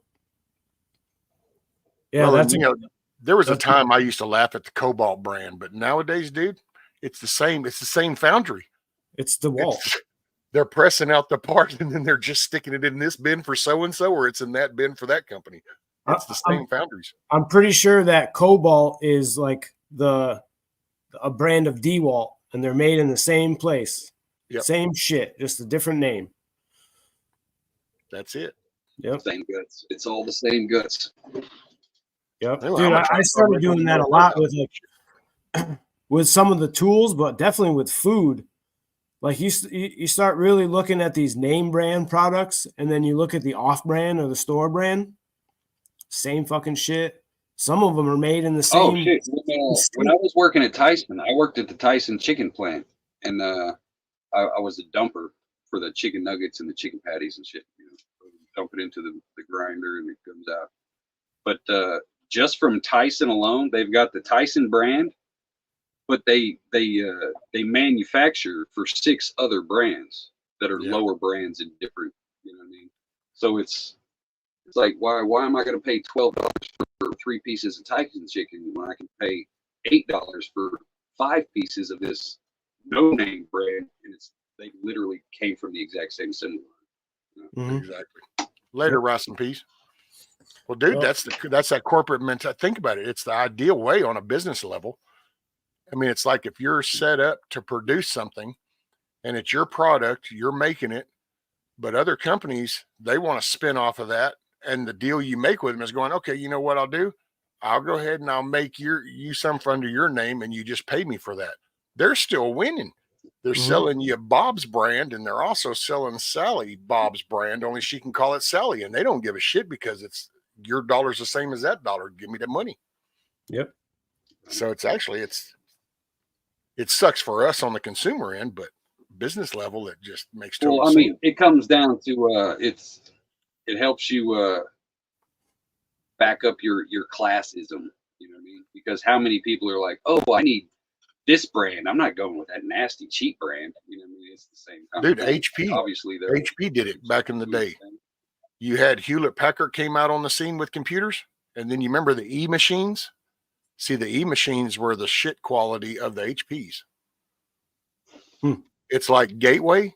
Gateway used to be the shit version of the Dell. But then how do you make yourself look better? You kind of have the lower products and you change things. I remember back in the day when when Walmart used to sell guns before they did the 24/7 and got all this whiny shit. But every gun that Walmart got there was a defect with it, not a mechanical one, but just like a cosmetic one, a bluing, a knot spot on the stock, or there was something. Because see, like Remington, you're not going to put that in my Remington store. You're not going to put that in our top dollar firearm store. We'll let you sell that in your department store. You find y'all have your little sporting goods, but you know what I'm saying? And there, so there was it's been there. It's you got your top quality, and then you got your that ain't quite the way it was. Okay, here, sell that. Yeah. Right. Yeah, I'm sure the same goes with like their knives too. Yeah, you have buck knives there, but do you think it's the same quality buck knife that you're going to get at Bass Pro Shop or Cabela's? It's probably a tier down, like you said. There's a knot in the handle or something stupid, but not Quality that, of the metal, dude. that top shelf store quality where they can sell it for $100. Where at Walmart they're selling it, you can get it for $65. Well, if you own the rights to that name, like you own the copyright value to buck, so that's you own that label. You can stamp that on whatever the fuck you want. If you want to ship in cheap Taiwanese metal and make a knife and go, that's a buck. So see, you can still sell the name, but you're not going to want to do that in the top quality shops. That's where you're going to have that hand forged metal. You're going to have that top quality shit. Which I do believe buck knives are like still the only knives made in the USA. Of like, except yeah, probably the big names. Yeah, for like mass produced. Yeah, because Case is pressed over there in China or Malaysia or some shit, I think nowadays, or the Case knives. Old Timer, they used to be made in the US. Now they're made in China. I stopped buying their knives years ago. And isn't that weird how all them things outsourced to another country, but here it started picking up where you have more home forgers that are starting to make little knives and shit like that. It makes sense though, because 80% of steel production on the planet is coming through China right now. So the common sense place to buy all your steel, even if you're a home forger or a mass manufacturer, it's going to be Chinese steel. Who did they just get? Didn't they just get U.S. Steel or Bethlehem Steel or something? Yeah, they just bought that one up there. Yeah. That's stupid. I don't know why we're giving that up, dude. That's like you owning a big piece of property with a garden and everything, and you literally sell your vegetables out to the dude down the road while your family's hungry right here in the house. It's crazy. Later, Hillbilly. Be safe, brother. Keep your head on swivel. Good day to your face. Yeah. Yeah, it seems like it would be a national security risk to sell. I think what they're buying it for like $8 billion or some shit like that. But apparently they promised to keep the same staff that is there. Like nothing's supposed to change as far as there's not going to be any layoffs or anything like that. So it's kind of like, that sounds good. I guess you got the right to. What's up, Actions? That sounds good in theory. We know that's not what's going to happen, but right. If it was me, I'd be like, oh hell no, ain't enough money in the world. Like I will like let the company go bankrupt and sell it off. Pappy's Two Bears says it's a Japanese firm that's trying to buy U.S. Steel. See, and that's a damn shame, man. I grew up with Bethlehem Steel down there out of Beaumont, dude, and I don't know. I don't know why we let this shit go, but I do now because you have an administration that's decided to get in bed with the corporate world. So They're all desk jockeys wearing suits, and they're crunching numbers, and that's no offense to anybody that holds an office job, but I'll let you know up front, I'm not an office guy. I'm a hands-on manual out in the field kind of person. So I make fun of desk jockeys and number crunchers, if that hurts your feelings. That's the problem with the people making the legislation, and the people who are running these companies have literally never had to get their hands in the dirt. So they don't understand, you know what I mean? It's all numbers on a piece of paper. Then they don't understand the actual product that they're supposed to be representing.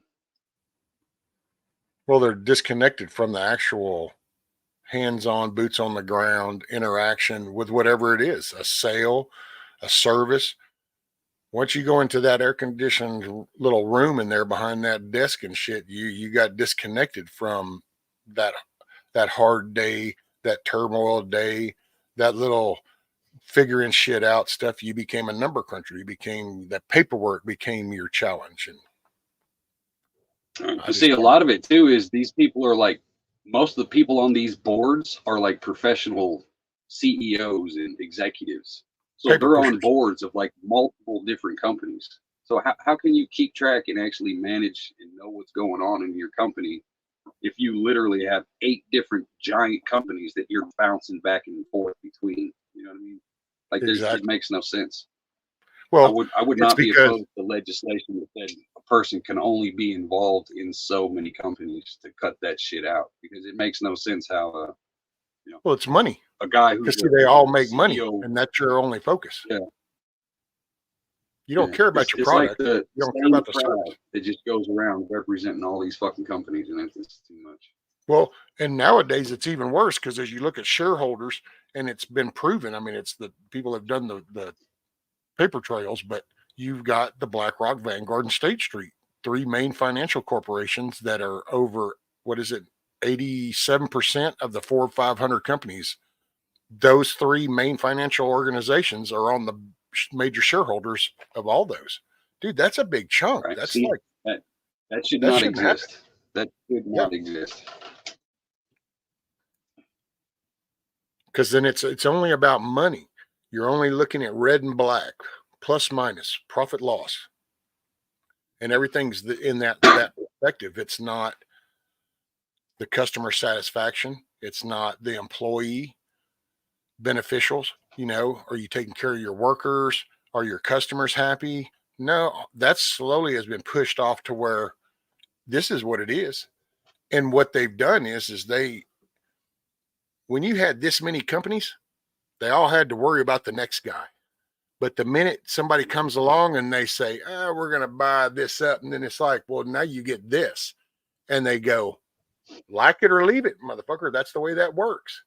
And so all of a sudden the product, I don't really have to make a top quality product, because you can't get it anywhere else, because, well, I manage those too. So it's the same shit now. And, I don't really have to take care of my workers, because you know what? You're going to need a job. So if you don't like yours, get out of the way. There's 10 more people behind you that'll come and take it. Or we'll just bring some people in from another country that aren't even used to this way of life. And to them, this will be paradise. And people are shocked at that. But when you really look at some of these people, you go snatch 20 young guys out of some village somewhere out of Haiti or wherever, Brazil, Venezuela. It don't make a shit, dude. Take them over there into Florida, put them in a hotel and say, you know what? We're going to pay you $15 an hour, American dollars an hour. You're going to show up here. You're going to work this many hours in here. And then, dude, do you realize that these are people that are now going to go work in an air conditioned building that's out of the weather and shit. And they get to wear a full set of clothes, clean floor. It's a whole weird work environment that's even paradise for them. And so the only thing that pisses me off about people that come over here is, you're doing it illegal, and you shouldn't, but that's how it does it. And you got American people that'll push away a job.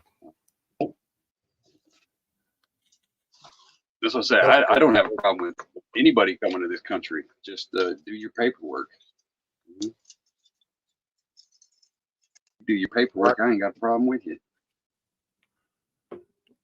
Right, Poppy's companies do not promote the workers up through the ranks like they used to years ago. Hire managers with no production experience. Yeah, Now they just go, how many little alphabet things you got after your name? Sure, that will look good on paper. So we'll put you as that. So now as we promote our company, we can say, look, we have this highly educated person that's running all that.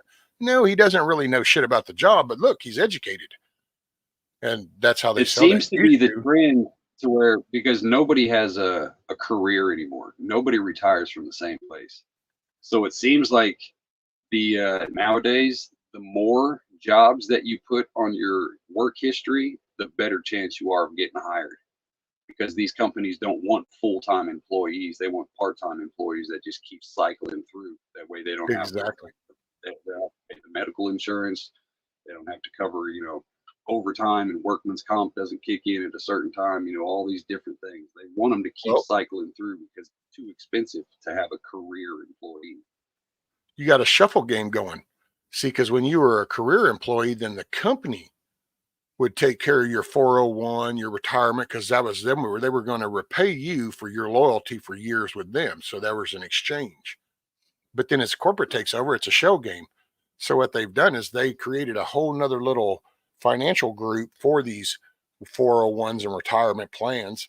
And now these companies, they just take on part-time people and they say, but if you want to sign up, you can go talk to them. My buddy's got this little financial thing over there you can take and sign up through them, and that'll take care of it. But they want part-time because then they're not held to all the full-time regulations and expectations of things that they would have to provide for full-time employees. So now they want a rotating stock of part-time. No, we don't want you to come in and work that full 8 hours. Go on and come in and you just work 4 hours, 3 days a week. And then we're going to get somebody else to come work 4 hours a day, 3 days a week. Well, that just gave us those 3 8-hour days, but we don't have to be responsible for that full-time employee that does those 3 days. It's a bullshit game, dude.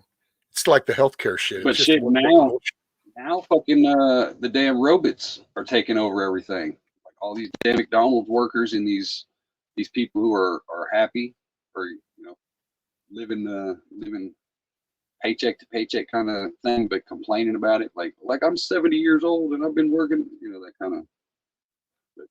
The robots are taking over because these places don't want to pay fucking $15-$20 an hour to a burger flicker because look at the prices now. I'm at McDonald's used to have a dollar menu. The people actually have to cook. You know what I mean? You mean the $10 menu? Yeah. Like you go to McDonald's now for one person, like you might as well pull out a 20 because that's what you're fucking paying. Oh, dude, that pissed me off so bad when I saw that $15 shit. And I'm not saying where anybody lives. Maybe that's the thing. What struck me, and just like when I told her going, this pisses me off. And if I had the money, I would love to do some kind of fucking commercial to wake people up. Not every place is like every other place. Because I told her, I said, can you imagine if we just take a drive down through the main strip and we just filmed all these shops and going just to point out reality for you? If that shop had to pay everybody inside there $15 an hour, then they're shutting the doors. There's not enough to sustain that kind of payment. And if you just go to the Sonic, you see those people working at that Sonic, yeah, that would close. You can't pay them all $15 an hour. That's not the income around here. You'll collapse that's how you collapse little towns. You create shit like that and you cause rural America into the cities. That pisses me off so bad. We got a brand new dollar store that has 5 registers and 4 of those are self checkouts. Our Walmart has got, or at least the big Walmart has got, I think, 10 self checkouts and only 7 regular lines, and those are always closed down half the time. See, and people need to stand up. How come you don't get a discount? The whole excuse for all these years has been, look, the price is what it is because I have to cover the electric cost. I have rent on the property. I have salary of personnel and blah, blah, blah, blah, blah, blah, blah, blah, blah. Well, okay. Well, I'm sorry. You just eliminated the personnel from checking me out. You don't have to run the electricity for all them fucking registers anymore. So I'm not understanding why the prices didn't go down just a tad. Why isn't there a discount? I'm self-checking my shit out. Why am I having to pay the same price of technology is expensive. Yeah, well, they got to pay for the new technology, What's up, Shorty? Morning. What Cherokee's got? Rescue Hutch said, U.S. Army can't find people capable and wanting to serve. illegal 266,000 last night on Fox News. I don't blame them. Well, they Why? they've Like, painted the picture nobody wants to serve. That's I will say, in my area, boy, y'all know he's in the deal. And he's pretty much almost every little dude that he was hanging around with when he was going to high school and shit, they've all enlisted. So I think he's got 5 people around him now that have enlisted into various branches. You know what I mean? So, like, I'm seeing actively in real time that people are recruiting. They're going to basic. Dude just got back the other day and came over. We sat out here and smoked. You know what I mean? So I'm seeing that people are going, but I think it's just the overall average is right. yeah. The math numbers them aren't there. Kind of like, so I think it's going to be state based. I think you're going to find in the American states, the patriotic states, Missouri, Texas, Arkansas, you know, things like that. That's where you're going to see the numbers remain pretty consistent, I think. Well, then it's Because I kind will of say scary. these boys, like, they're for young kids, like younger than 21, 22, I think is the oldest one, and like they know what's going on. They're politically aware like a motherfucker. So it's the American kids, you know what I mean? They know what's going on. They know what they're signing up for. They know what the possibility could be. You know what I mean? They know that there's a dark side to it because we're in strange times. They're fully aware and they're ready to do it. You know, so they're And still that's there. the engagement thing is one thing. I will say, I think it's kind of like when they lost a lot of the seniors and it was the jab shit. And I think there's some people that are probably worried about that now because, you know, the talk with See, today, it's like, are the they going to boy do was that again? saying that his CEO was talking about they're getting ready to send out a whole bunch of letters and make a shit ton of phone calls to all the military that they let go for not taking the jab. To There's get them talk back? about giving them bonuses and trying to bring everybody back in. I was like, Well, it's wishy waters right now because I don't know how else to say it. One side is wanting to do some really crazy shit and they're in one mode, and then you have America and the other side reacting, and we don't know what's coming. But because when you think, buddy, they butchered our military on purpose, but then all of a sudden things haven't gone like they wanted to. And so they're not sure what's fixing to come. So all of a sudden, like that, because I would like to think that if we were to mainly get control, that would be their concern, that they are going to be accountable. If we get the House and the Senate and that seat, that there's now all of a sudden there's going to be all the pretty talk will be over, is I would like to think. And so people like Millie and I think the Austin, biggest concern is with the way politics are right now. Because I mean, if you're going to join the army, you've got some kind of knowledge about what's going on generally in the world. You know what I mean? You're going to be like, okay, I'm signing up to the army and to be a soldier. What's going on in the world? Is there a war going on? All this. So unless people it's are your way out. aware that. I don't know Yeah, if they still yeah. do that. Like back in the day, they used to do that. I I don't must think make they this do that sound really anymore. wrong when I don't mean to, but they used to go hustle at the jailhouses because it's like, look, dude, did you just get in trouble? Okay, is it your first time? Well, if you're signing up, we can go before the judge and tell them that you're fixing to sign up, and then that'll probably. So they used to hustle a lot that way. I don't know if they still do Yeah, I that. don't think they let them do that anymore. But yeah, people are aware that we're literally on the verge of World War III. Who wants to? I mean, very few people want to actually sign up to be like, okay, let's get it. You know what I mean? Like we're just not that America anymore. It's, we live in a very selfish country. You know what I mean? Give me a So chair with treads. That's all I need. right, little battle I'm schooner, game. man. That's it. Hell, matter of fact, I'm in a chair. Just put me in a fucking tank or something. We'll go to town. I'll take a little Bradley. We'll take a little Rhino or something. I don't know. But All I see, need is that's a the driver's problem is seat. that the people who are ready to do that kind of fighting are not the people that they want. You know, that's the problem. No, because that's Not going the to be a people that generation that thinks for themselves too, and that they see things for what they are. Lady Smith That says was the biggest issue we had when we signed the boys' paperwork for him to actually go to basic and everything was, you know what's going on with the president, right? You know what I mean? Like you know the possibilities of everything that could happen if you're this man's property for the next 8 years.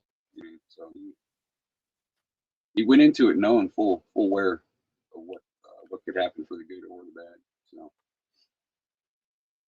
Yeah. Mustang leaders anymore. Yeah, I will say, Poppy, Have I've you seen seen some stuff coming out of that military academy, and it disgusted me that they've taken that shit into that. Because I've like seen you some see the posters. Hodgson about that video to where that black cat was in the Navy, and they approved his LGBTQ status so he could start wearing makeup and have his hair all done up in a wig and shit like a fucking female. And he was like, Oh, my no. first day as a lady. And, yeah, walking wow. around the fucking, yeah, it's crazy. See, that's man. Because you know what? Actually, in the military, I feel for everybody underneath that person's rank. Because see, they can force that shit on you. Because if you don't acknowledge it, then they can actually punish you with that. See, that's, I mean, call it what you want to, but how would somebody, if that person became an actual ranking CEO, who under them would respect? I sure as hell wouldn't respect you. I'd be like, who's this fucking freak? It's mentally unstable, but yet they want to send me out here to do this. It makes no, you know what I mean? But see, that's what I mean. No trust. They force it on you because you figure the week before, when you saw them, you saluted them and said, morning, sir. And all of a sudden now it's morning, ma'am. Well, when that first morning, when you look and you put that up and you go, morning, sir, I'm not a sir. And bam, you just got rode up because you didn't properly identify them. And it's kind of like, so you almost are like mentally jacking because you're forcing it on them. That's the one thing that pisses me off. It shit just doesn't belong there. It doesn't belong. See, that's if you want to be gay, be gay. I don't give a damn. Go give out handies for a side hobby. But I don't have to feed into your delusion. You know what I mean? What happened to don't ask, don't tell? Yeah. You know what I mean? Yeah. So fucking stupid. This person thinks they're a dinosaur, but they're going to lead you into battle. So there you go. Rescue now today 452,000 soldiers like 1940s. Female boss thinks she's going to cut from SP4 SP unit also. I'm starting to have a backwoods moment, Cherokee, just so you know. I'm trying to decipher that Cherokee. That read like an instruction manual to me. I'm not going to lie. I've smoked too many pots.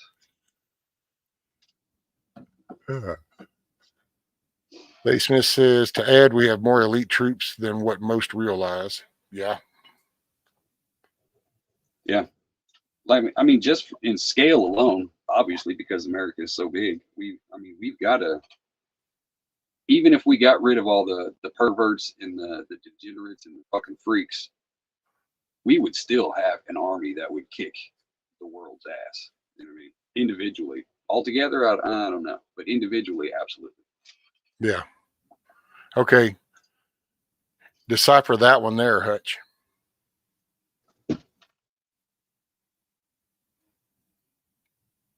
Don't drag me into your private bedroom issues. Okay, damn. Keep your sexuality on your phone. So you had just enough pots for Lady Smith to decipher. What's up, GTP? Well, what's up, Garrett? Cherokee is trying to read like Sanskrit or Aramaic.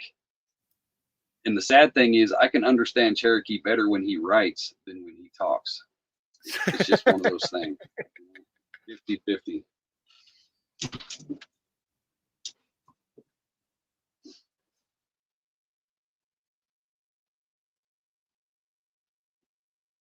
Need more pots. Yep. I think so, Lady Smith. I done burnt the 3 decoder rings up, man. Actually, I like picking on Lady Smith. Son, especially if you get her worked into the conversation.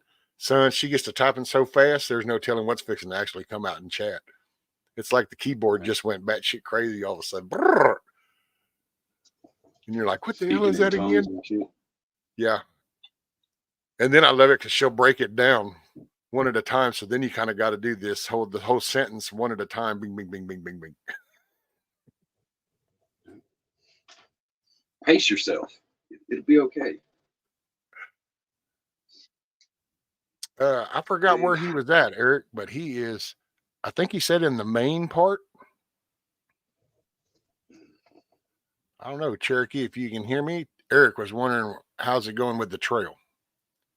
I know there was something about Maine, and he was about 1,000 yards off the trail or something like that.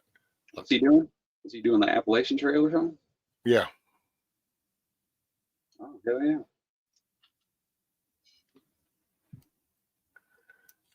I've always wanted to do that. It's what, 8 months, start to finish, pretty much. There he goes. He's in Vermont. It's cold and by the trail by 1 mile in Vermont.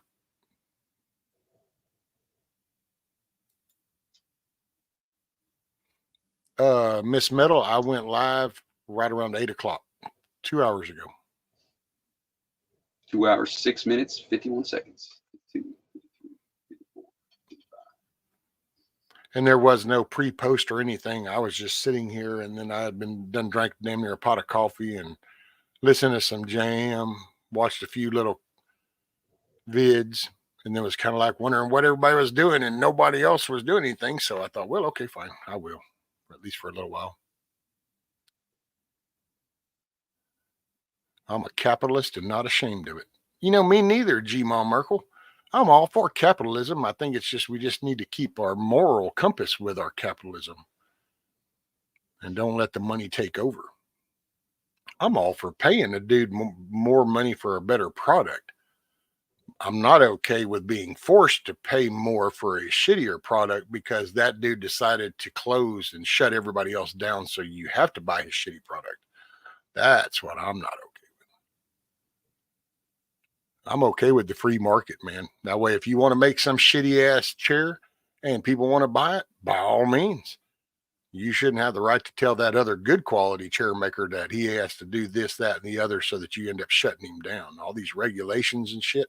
Fuck that. You know what? You make a hair dryer and a motherfucker wants to get in the shower with it. By all means, fry your little happy ass. Do you, boo? The company should not be held accountable for bad actions of people. We need to get rid of those stupid regulations. We don't need warning labels. Let nature sort itself out. We don't need to bail out companies. If you suck at business and you fail, you fail. Don't need to bail companies out. When shit is scientifically proven that this is unhealthy for the human body, then fine, you can make a damn little law that nope, don't sell that. That's fine. Take all this script shit off of TVs. We don't need to be promoting all this medicine bullshit on commercials. You know what? There's you a shock and all. Do you know that there's only 2 flipping countries out of the hundreds, what, 170 something, 190 something countries that we have on this chunk of dirt? I think it's that way we don't have to 196. debate on which way that goes either. It's just a chunk of dirt, whether it's flat, round, sphere, whatever. But we're only 2 countries let pharmaceuticals pump that shit on the TV screen to their public, and that's America and what is it, New Zealand? I think it's New Zealand or some shit. Newfoundland, New Zealand, one of those, and America. That's it.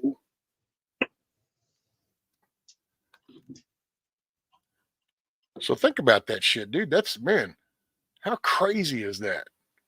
Only 2 do that out of all the other places on this chunk of dirt. All the other countries, only 2 go, sure, just pump that shit into our citizens' head. Boom, boom, boom. It's crap, dude. We got it's because we want to be bubble wrapped. That comes with comfort. Hey, are you feeling sick? Here's this pill. We'll always keep you happy and safe. It's one of those kind of things. Well, that's it. You don't have to deal with your issues. You're having some kind of deal. Take this. This will dumb you down. You won't have to worry about it. Look what we did for you to improve your life. Take this. That's all it is. And GTP, this medicine cures this issue, but these 87 side effects happen if you take it. I know. Do you have a headache? Take this. Yeah, you might end up with anal bleeding, ulcers, your intestinal discomfort. You might get possibility of a stroke. And if you do feel very faint and pass out, check with your doctor. But you won't have a headache. What's that one? Taint rash. They said you could have a rash on your taint. It was something Yeah. about like what what I have doesn't seem that severe. It's where I would rather sacrifice this migraine for an itchy taint. No, I'll just put my head in a pillow for a minute. I'm good. Good risk being pharmaceutical. I get commercial about medicine or vitamins. Yeah. Well, that's people ought to really think about that. Only 2 countries pump that shit to their citizens, and we're one of them. How many other countries pump as many lawyer ads as America does? That would be right. I see between the lawsuits, the recalls, and the ambulance chasing lawyer ads. Then you've got the camp. Did you live in Camp Lejeune between 1950 and 1984? All that class act lawsuit. Or did you take this pill and you think it caused your child's autism? I get firefighter foam. I get firefighter foam ads all the time. Did you use this firefighter foam? You could sue. You might have cancer or mesothelioma. You might be seeing everything different on colors. TV is either you're sick, take this pill, or somebody hurt you, sue them. That's literally the only commercial. I want my money and I want it now, Papa's Farm. Called J.G. Wentworth.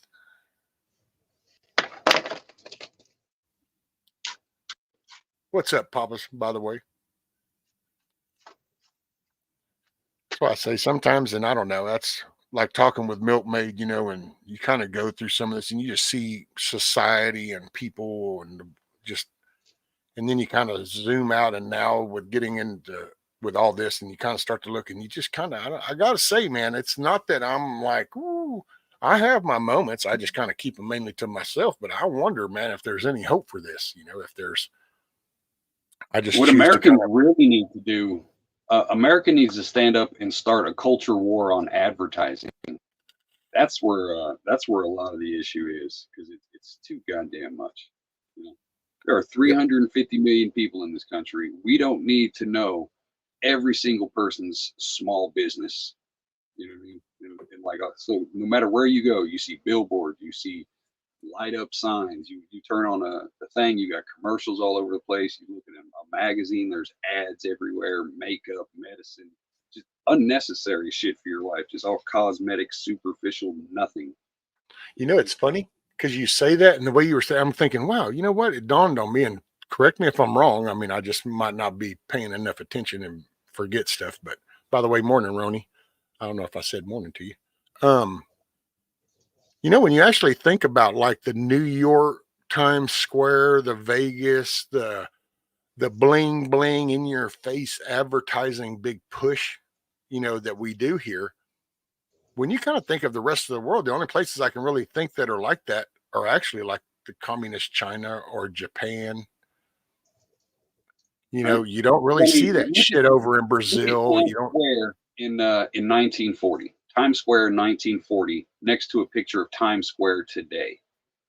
People loved it for the buildings, the architecture, the feel, the vibe. Back in the day, you go there now, it's just one giant television screen showing you commercials. That's big all LED. it is. You don't see the buildings because there's a giant 100-foot fucking TV in the way. You know what I mean? It's a completely different culture. Okay, so Eric, if you're listening, Cherokee says in Alabama, Alabama, I may not do. I be doing Maine, me through Georgia. So he might not go through Alabama, but he's going to do Maine through Georgia is kind of what I'm thinking. If you try to read it word for word, you're just going to give yourself an aneurysm. You've got to hyphenate when it comes to charity. It sounded like you were having a stroke there for a minute. I kind of was. I was having a Cherokee moment. I'm just glad he doesn't say his name 3 times in every chat again. He would say his name at the beginning, say his quote, and then his name again at the end, all underneath the name on his thumbnail. Oh, Cherokee. If only we could be the experimental new term back. Only we could the experimental new term back. Only we could be the new term changed. Okay, Ronnie, have you been reading Cherokee too much? I'm not even going to try to read that. That's way too many words. Jesus Christ. I'm going to kind of, let's see if I can just kind of do this little quick summation. If only we could be new term. Okay, no, I'm sorry, I can't. Right? It's too early to be writing paragraphs in chat, man. Come on, Ronnie. You're better than that. Lady Smith says, happen to have a rep handbook from 1900. The changes in 125 years are enlightening.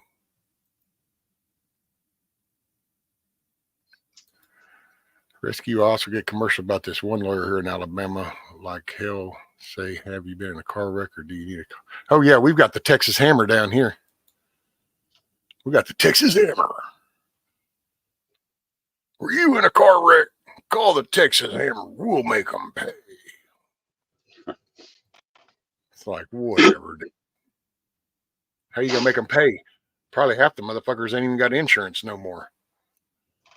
And he's like, well, I'm going to sue them. What are you going to sue them for? They live in a rental duplex, dude. They have jack shit. Oh, it's like, that's right, homie. You're going to suck that $1 million medical bill up your ass yourself. That's what's going to happen. Right.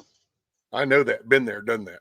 It's like, see, that's what I'm saying. I could have sued the lady. I just didn't because it was going to be her grandmother that owned a hamburger place. And I told that lawyer going, dude, that woman had jack shit to do with that. What her granddaughter did. All of a sudden it was like, ooh, you don't want to sue? Well, it's like, no, not her. Right. Ambulance chasing sons of bitches. That's how you know we're a trash country. I mean, because of that, we are too litigious. I remember seeing that back in the day when I worked refineries, dude. You saw the onset of that. When refinery work, you'd have an accident, them lawyers, and the next thing you know, they have 50 cases because they go the plant, then the contractor you worked for, what tools were you using and where did those tools come from? Oh, wait, that came from this vendor. Then who rented from that vendor? Okay, well, then they're dragged into it because they rented that tool that you used. Who brought that ladder to the site that you used? Okay, we're going to see. And next thing you know, it's like, what? Well, they were doing that because it's like, well, we'll attack 70 people and at least 20 of them are going to settle out of court. We'll be good. So there never was a positive benefit to any of that. It was just sue happy shit. Yeah. It's what it all started with that chick that spilled hot coffee on herself at McDonald's, right? What she went Oh, my hot coffee was actually hot. You bastards. I'm suing. Yeah. And that's how the dude in Florida do not drink sued RJ Reynolds for lung cancer, remember, in Florida. Yeah. Smoked for like 30, 40 years, got lung cancer, and they sued RJ Reynolds because he got cancer. It's like, what? How does that work, man? Right. Really? Like your whole life you've been told that cigarettes are bad for you. Yeah. It's common sense. Hey, I'm putting this foreign substance into my lungs that provides my oxygen to stay alive. Maybe I shouldn't cover my lungs with soot. You know what I mean? It's common sense. If you put your arm in smoke, it's going to get covered with soot. You know what I mean? You keep talking like that, we're going to have to sue you, Hutch. You realize that, right? That's why I'm saying it's unnatural protecting the society the way that we do. Nature lets Darwin win because Darwin wins. That's when it. You start protecting people from Darwin, you're messing with the natural flow of things, and it's gonna fuck some shit up. Dude, when the strong have to spend all their time taking care of the weak, then the strong become weak. Right. That's why I say sometimes you just got to let things fall. Let people fall. Let people hit bottom. Not everybody needs a hand up. Or fucking. Not everybody needs. You're trying. You're doing good. No, you're still fucking up. Fix yourself. You know that's what people need. People need to fail. You got to fail. That's how you learn. You learn by failing. So you got to fail. You got to fall. You got to dump your ass on the bike. That way you'll appreciate riding it more. Right. What is it? Eric says, rescue. If you missed it the other day, once I have a space at the indoor flea market, I don't have to be there. Oh, okay. Well, don't you have to be there though to open up your spot, Eric? I mean, maybe down here, like we have.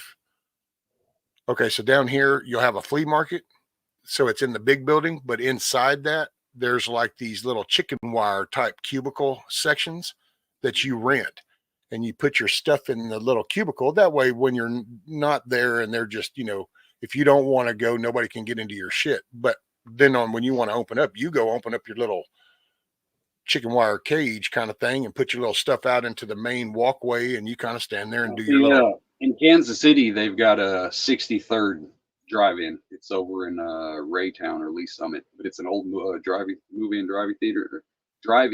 theater. Talking like, but it's they've got it to where you can rent spots for the weekend or for the day, and you have to be there by like 5:30 in the morning to get set up because they open at like 6:15. But then they've got some spots that you can rent permanently through the season to where you can just leave your whole setup there, and boom, you're just there, and you can send somebody in your place to man it and do all that other stuff. Huh. Okay. What is this? So basically, it's an antique and collectibles mall and an old tobacco warehouse. Hey, that'd be badass, dude. That just sounds cool. What we got here? Read something about Koofy attaching to nicotine instead of cells and keeping smokers safe from catching anyone. Yep, that and about the pots too. Oh yeah, because your lungs are already coated. It's harder for it to penetrate where it's supposed to penetrate because you got all that nasty shit hanging around. Yeah. You got a bunch of little fibers like this, and people that don't smoke, they're real sensitive. That shit attaches to it real fast. But if you're a smoker, there's kind of this little already layers on that you've adjusted to, and it can't quite get to the part. Yep. It's science. Metal says, yeah, I read that too. We too. Yep. Kiss Off said, cured mine with honey Jim Beam shots, 3 shots a day. I'm sure that helped Chuck out a lot too. Chuck was probably hoping for about 6 shots a day, but that's because he was wanting more peace than he was going to get. I think he was trying to figure out why the hell it took all day, and she just didn't get it over with at breakfast so he can have a peaceful day himself. Right. Oh, it's 63,000 square feet, son.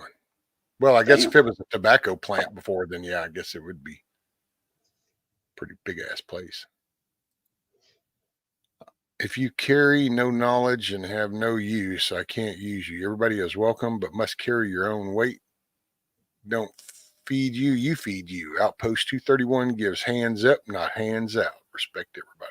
There you go, Michigan. You help those that want to help themselves. Otherwise, it's just dead weight.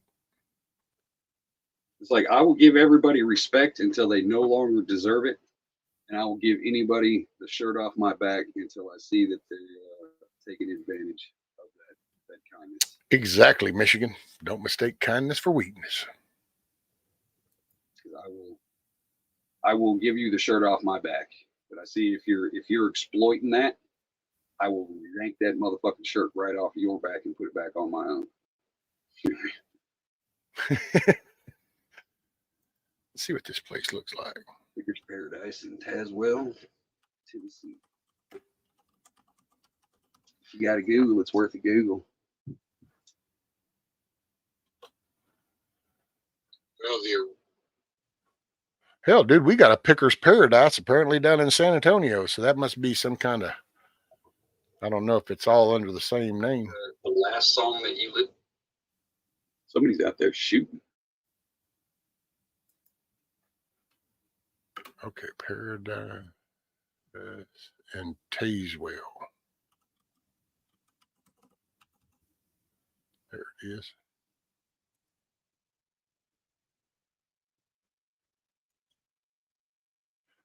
Damn it, Eric. Did he send you down a Google rabbit hole? No, well, I mean, it's one of those places that, oh, you got to go on the fake book in order to see their page. And it was like, oh, shit. Wait, is this, Oh. maybe I can go, do they got a website? Nope, it's going to take me to the retarded fake book. I hate going there. I hate it when she walks in here going, look at this over here. It's like, what? I don't want to. I don't want to go on Facebook. If you had one,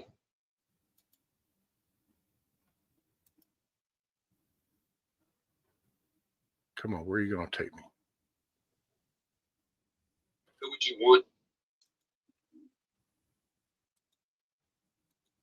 That didn't go over well. I know I can't see the chat, so I'm kind of ignoring you anyway. We're just both over here looking at different computers. Yeah.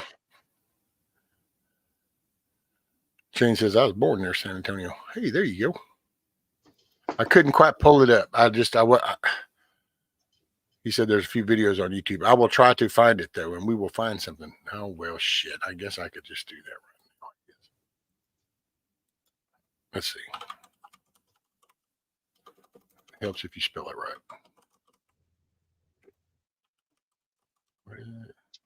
And then what is it? Page whale.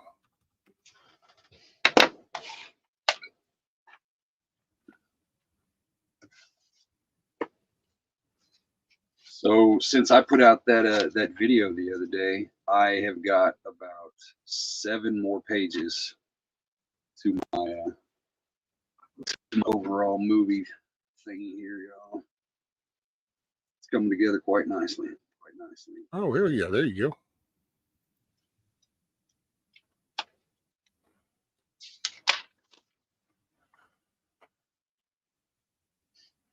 Baba says us looking at the computer while y'all are looking at your computer. It's like the crazy conundrum. Well, this is some dude named the Average Joe or something like that. We'll zip through this and see what it'll give us a shot. Okay, yo, homie, start playing. Holy crap. Ain't that some shit? Thing was acting all kinds of crazy. So it's got all kinds of. But I got a question for you, Eric. So I'm watching this. So now, this is all people's stuff. But like, if you're selling yours, is your shit just going to sit out there in the open like that if you're not there? I mean, do you I think just that's like one of those things, like we've got a shit ton of those around here to where each person's got the little section and they it's have like on their consignment or initials something? or something is written on the price tag. So whenever they take the item up to the deal, then the one cashier for the whole place writes down the. Okay. So basically the same thing you were talking about with the chicken wire, but it's in the country, so there's no need for chicken wire. Well, because now we do have some places that are like this kind of, but it's called consignment malls is what they're called. And basically I bring you my shit and I say, hey, I want to sell this. And I'll give you, 10% of each sale, or we come up to an agreement or whatever. So, well, then you sit there and you're pretty much the cashier taking the shit. And then I come by every now and then and it's like, hey, oh, did my stuff sell? Yep. Here, you got this. And, it's like looking up your little thing and okay, here, rescue. Yep. Here's yours. We sold these items and here's the money from that. But it's called a consignment mall down here. Yeah. It's either that or it's like, you just pay for your spot monthly or something. Okay. Ooh, I like that little flask right there. Check that little dude out. You can tell that person was not into the flask. We went to some little porcelain cat up there. Need to go back down to the cool flask. Actually, is that a cat or some kind of deformed looking llama? I don't know. That was a weird looking little deal. Hey, I get 3 of those every day.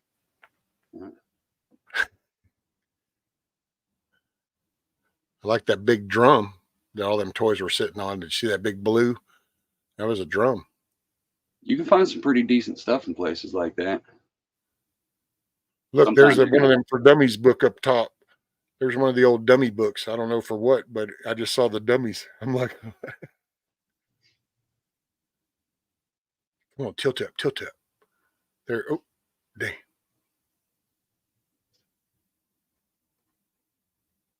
See, there's that drum. That's some cool shit, dude. That's some good old antique stuff right there. you never know what you'll find in places like that. Hey, you got some of them. You could change your. Are y'all enjoying this? Y'all digging this? We're just kind of, I'm letting this play. It's only a couple minutes long. I mean, there's still It's 42 of y'all here. It's kind of putting me to sleep. It's giving me the old lady vibe. Are you fixing to put on a moo? I was thinking about it.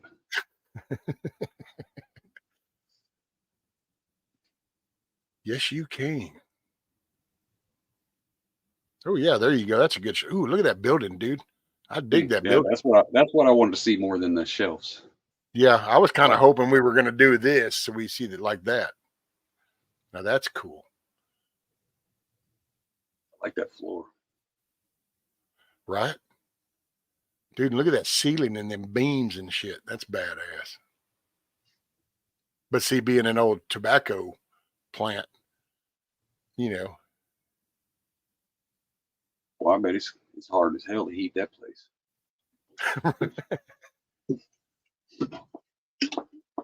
all right. Hell yeah. Well, thank you, Eric. He says, soon, Rescue, I'll have my woodworking stuff and some things I pick up for resale. There you go. Well, and you know what, brother? You know how it is. Send me pictures, man. We'll put them up here during the stream. We'll put them up, put some contact information. Wait, did I just see a notification from? Oh, that's Diane. Okay.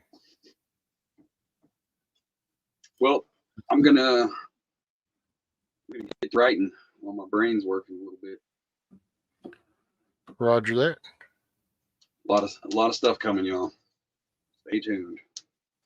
And yeah, Eric, that wasn't Hutch that showed it. It was me, but that was the video. It said it was the Teeswell, Tennessee one. All right, y'all. Later, brother. Keep your head on a swivel, man. Hell yeah. And by the way, Mike, I don't know if you heard me, Hudson, but good morning, good day. Let me make sure I didn't miss anything else. I'm sorry. Yeah. Need that shoe rack. Be back. Got to do some research quickly. I'm all ready.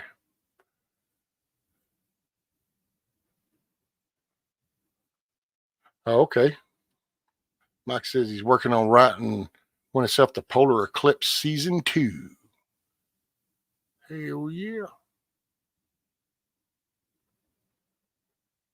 Monique shoes. Huh?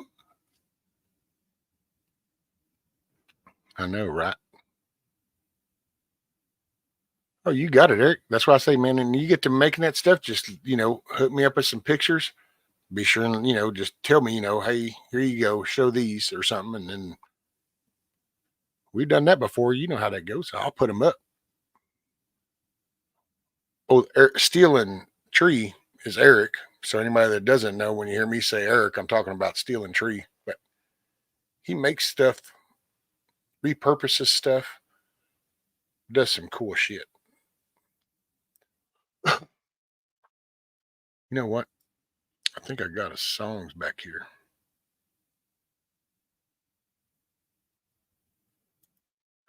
Let's see. We did that one.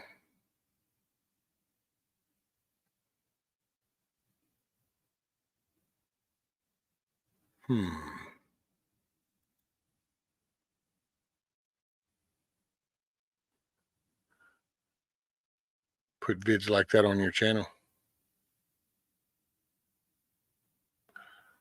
I got to put on a 10 candle limit.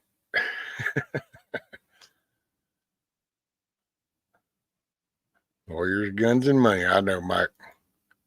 I have a song here. It's called Hillbilly. It's the Cadillac 3. We'll jam for a minute. I'm gonna get me a water. So here, we'll just listen to this for a minute.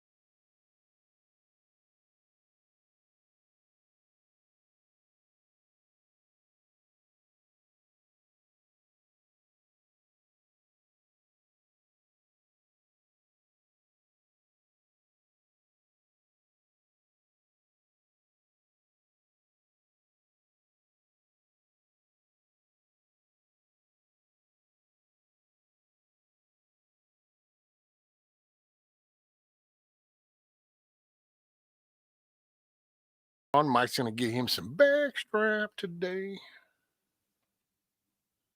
That's what's up.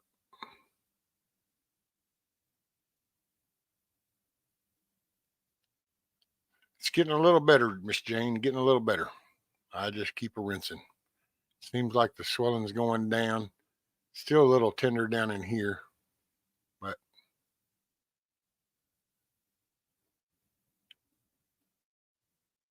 I'm gonna keep trying to do this, and then next month I'm gonna try to get this medicine to help in case it's not gone. I just, the third Wednesday of the month. I hate that way of life, dude. Never in my life one time a month shit.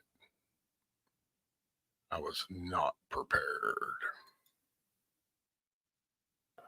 As my guy says. You are not prepared. And I was not prepared.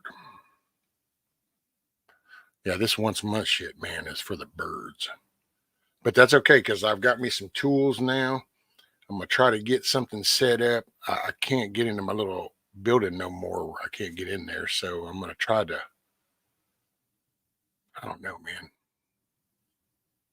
I need to sell some shit so that then I need like a little 10 by 10, slab something level I can work on and stand on. I would stand up at a work table if it was a concrete level floor. I could do that.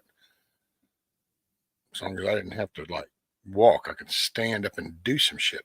All this unlevel shit, man. It's crazy. What do we got? Hey, my skydive. Morning. Here's something you can play if you want rescue. All right, give me a minute metal and I will try to pull that up. When he said it's quite common in Europe to only get paid once a month. Well, see, that's like if you have federal jobs and state jobs, as far as in Texas state jobs, most of those are once a month. Most of all my shit's either been week or bi-week. And now all of a sudden it's like, nope, here you go. Damn. And it's like, man, I want to make some more though.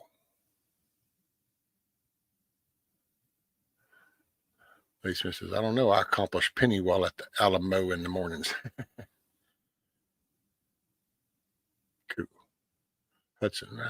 I'm wondering. Yeah, he's on the Appalachian Trail.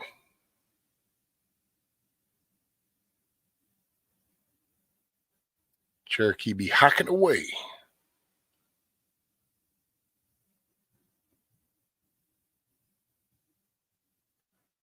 Eric says, be right back. The fat wants some cat pot. The cat wants some cat pot. Let's see what I just do. I just did one. What did I do? I did this one. Let me get rid of it. Hey, here's your marine one. I was going to kind of wait for D-Dog to show up and I was going to play him this one, but what the hell? We'll get everybody fired up. There's 49 people in here. So if this ain't for you, it just ain't for you.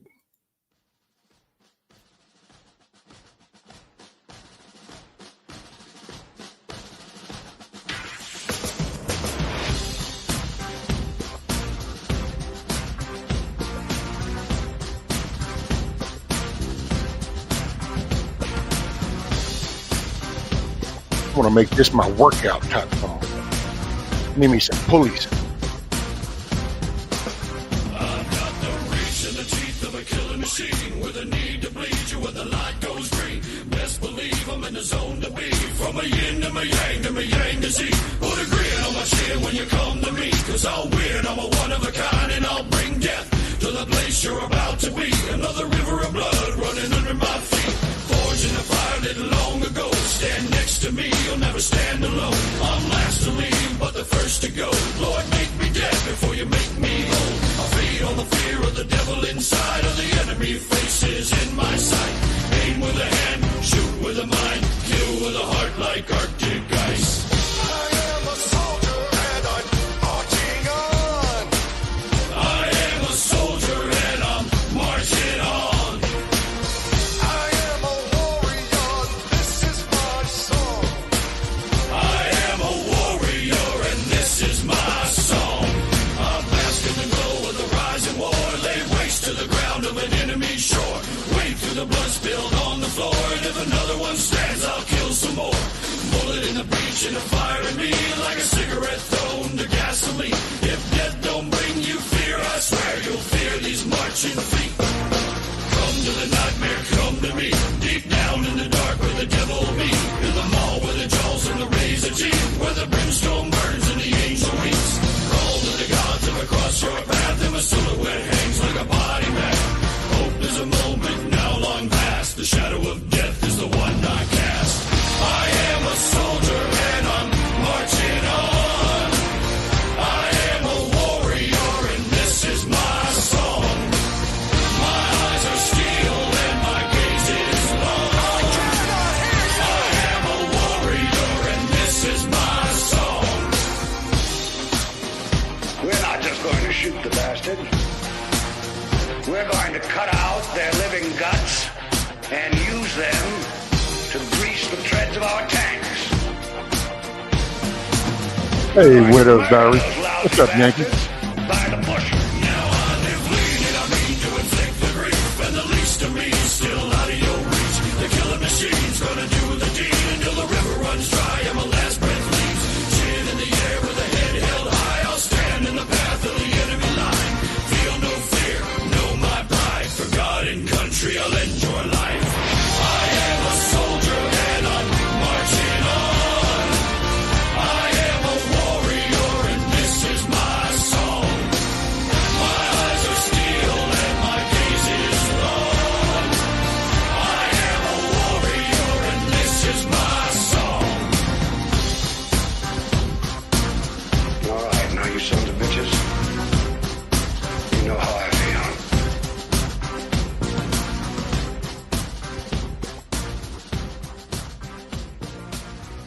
That's it. Now you know how I feel. I'm telling you, man, if I could just make shit happen. I want some damn weights. I want a bar right here with some cables, and I need about 350 pounds back there.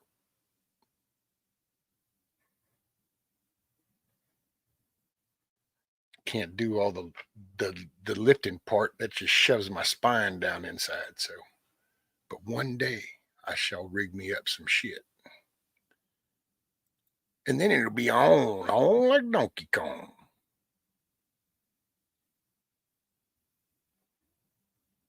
Yeah, I'm gonna play that one again whenever D-Dog comes strolling in one day. I figure he'd like that one.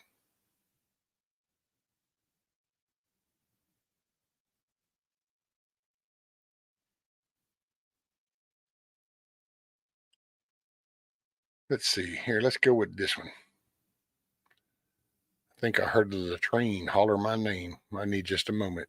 So entertain yourselves with this one for just a momento.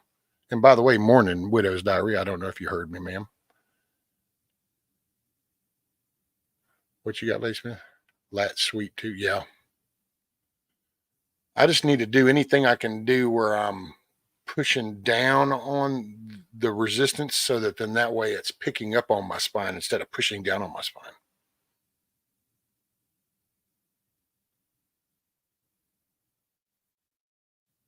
Man, because there's nothing wrong up here. But I can't hardly pick shit up because it shoves my spine down. Anyway, here, listen to this one. Where is it? There we go. Bury me in my boots and don't forget the whiskey. Light a cigarette, girl, lean on in and kiss me. Send me on my way with some black roses. This is a bath I've chosen and you can't go with me.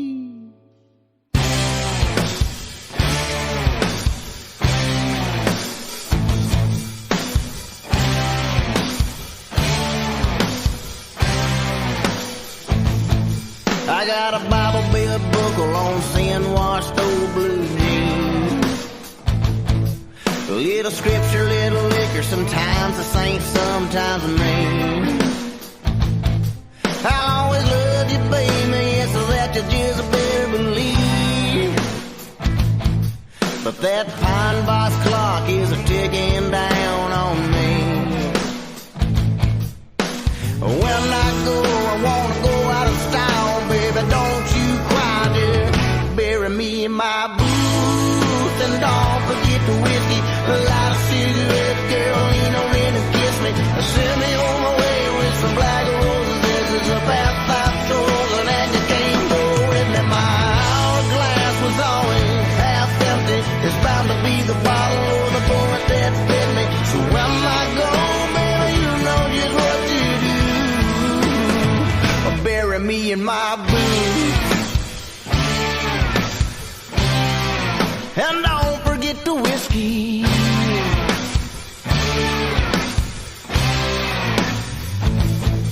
Don't dress me up like I'm going out on Saturday night. Invite all my ratty friends to party and holler goodbye. Come on now. When I'm walking into heaven, I just wanna look down, see a hell of a party down south. So bury me in my boots and don't forget the whiskey. Light a cigarette, girl, lean on in and kiss me.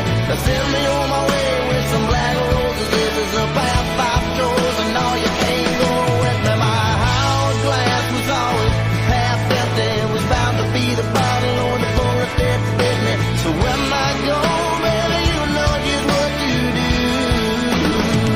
Bury me in my boots.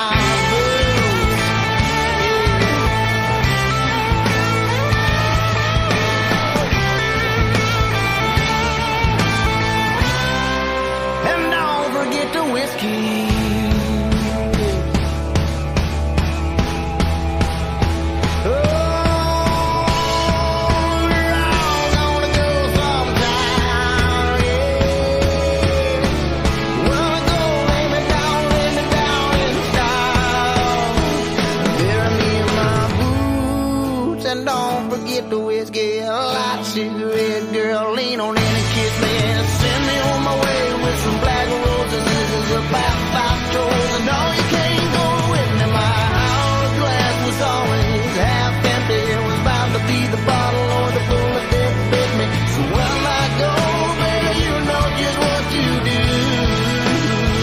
Oh, I said, oh, when I go, baby, you know just what to do. Oh, bury me in my boots. And don't forget the whiskey.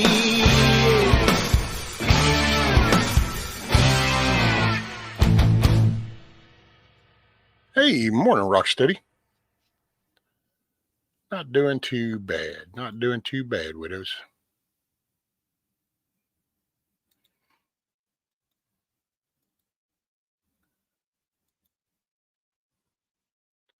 Doing great, widows. Getting ready to go hunting with my son. Oh, look at you, Hudson. That's badass. That's the shit right there.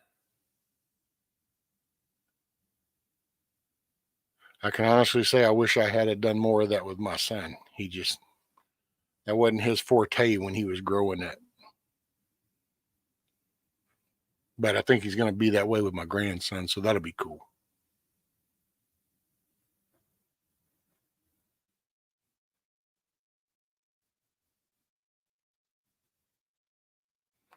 It's overcast, rainy, and cold here. Snow flurries. Ooh wee. No snow here.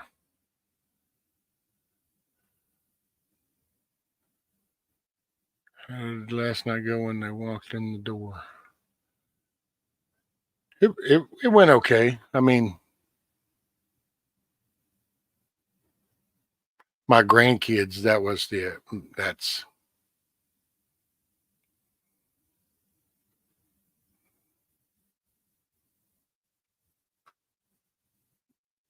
it was cool. My grandkids were the thing.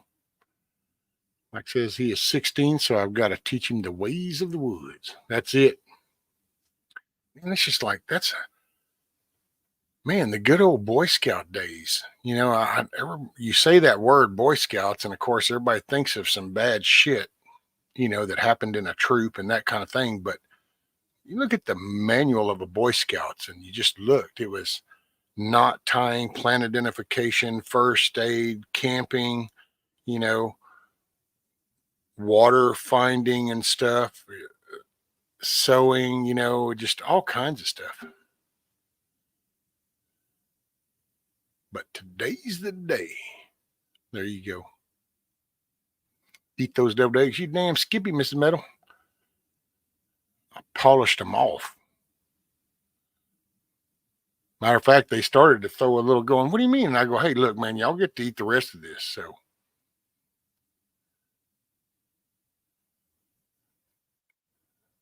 but they all got a kick at it.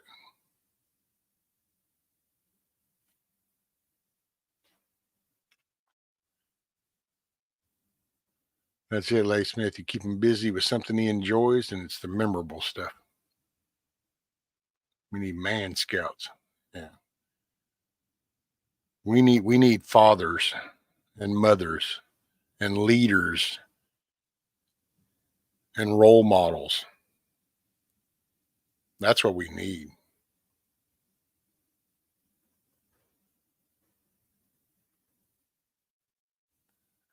Widow says, I remember the winters in Texas. They are brutal. They can be. Yes, ma'am. They can be. This morning was rather nipply. It was 33, 34 degrees, and it was the wet kind of feeling. Oof. And once that plate gets cold, then it travels through your whole body. That's the way it is here. No one likes to make them, but they all eat them. Shoot, yeah.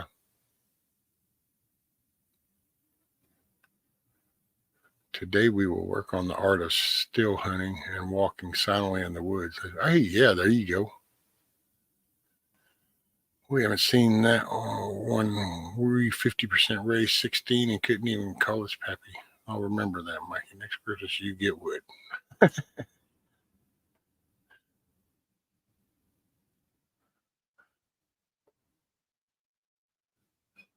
It's that 40-degree drop each day, right, Bonnie? Role models, because they learn what they live. That's it, Lady Smith. That's why we need role models. We need fathers. We need mothers. You know, we need leaders. We need people that actually that they can look up to and see a walking example of what needs to be done. You know, it is what it is. Right on, life skills. That's it. Life skills. Hey, we're going to listen to another one.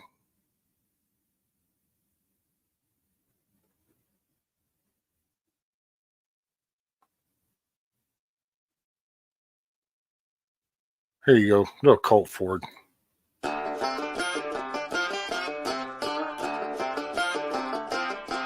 Got to put my shoes on.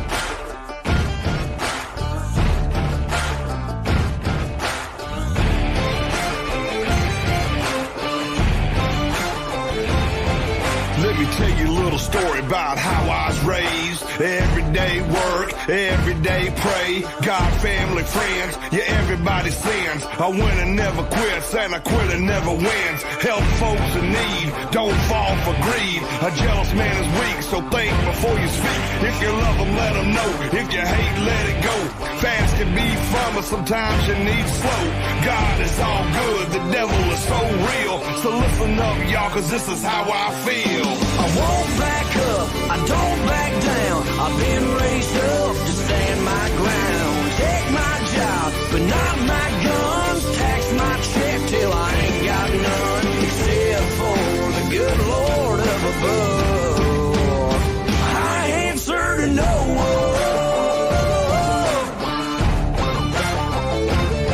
See, I'm a flag-flying, Bible-toting son of a gun. Yeah, I'm hell on the heart, just a rebel on the run. Scared, don't know it. Fear, don't feel it. The truth is the light. Sometimes you gotta fight. Good beats bad, right beats wrong. I'm a barroom preacher and this is my song. I'm climbing for the top, representing for the country. I'm the people's champ, right out the deer camp. Shotgun toter, Republican voter. Hank Jr. supporter, let's protect our border. To hell with anyone who don't believe in the USA. Cause this is what I say. I won't back up, I don't back down. I've been raised up to stand my ground. Take my job, but not my guns. Tax my check till I ain't got none. Except for the good Lord up above. I answer to no one.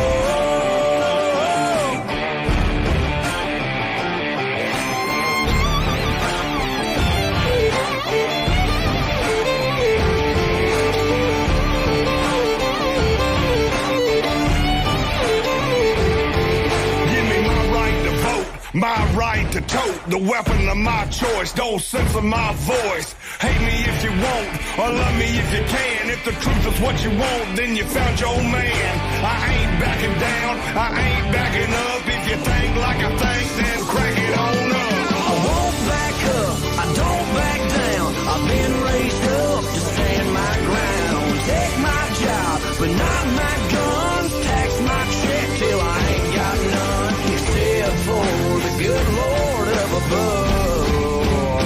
I answer to no one. I answer to no one, son.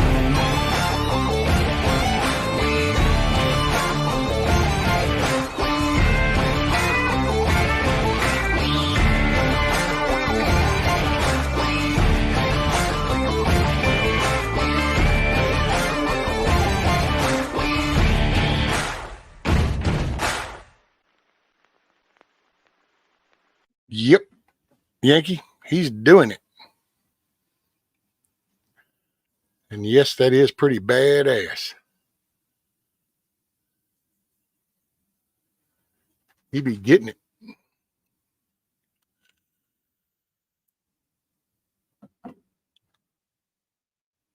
That was Colt Ford with a dude named J.J. Lawson, I think is what his name was.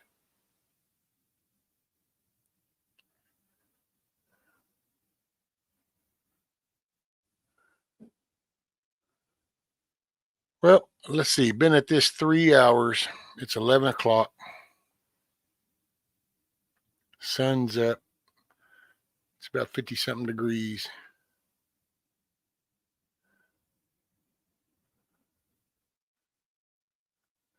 And we are coming into 2024. Gonna have to get some more. Wrong. 11. But that's okay. I know.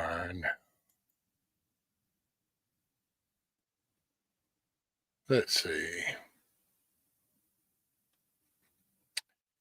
Yeah.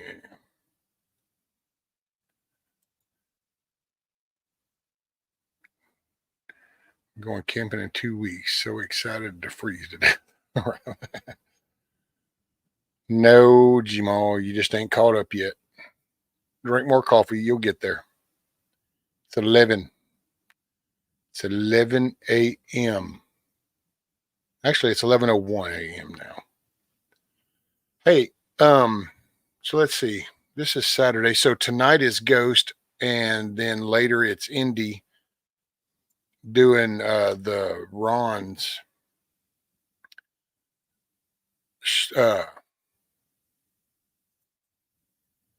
memorial. There we go. Took me a minute to get the word out. Memorial.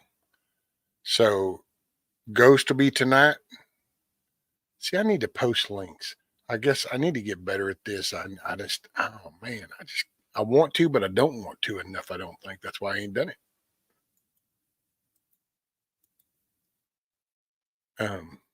Let's see. I go here. Let's see. Here's Ghost.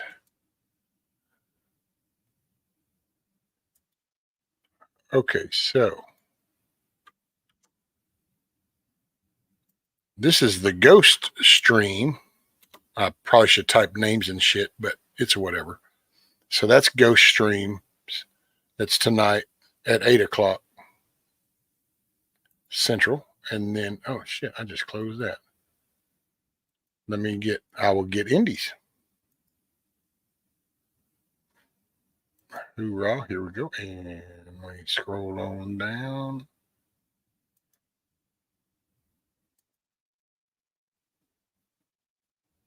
Let's see, I think that's this one at 9:05.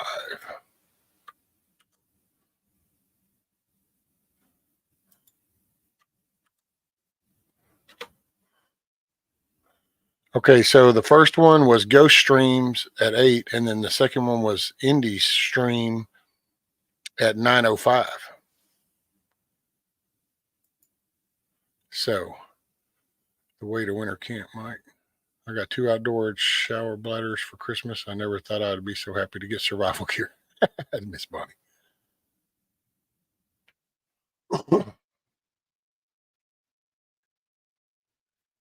Oh,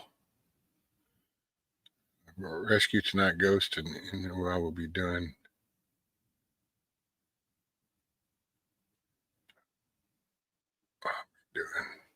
Mary.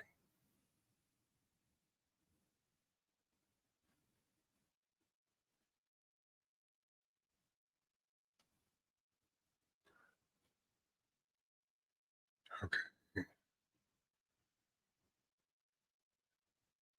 Okay, I'll bring the hammock hot tent lounge. There you go. Paulus, Carolina, we're going to do this in March 15th through 25, March 24th, Hanging Rock State Park, North Carolina.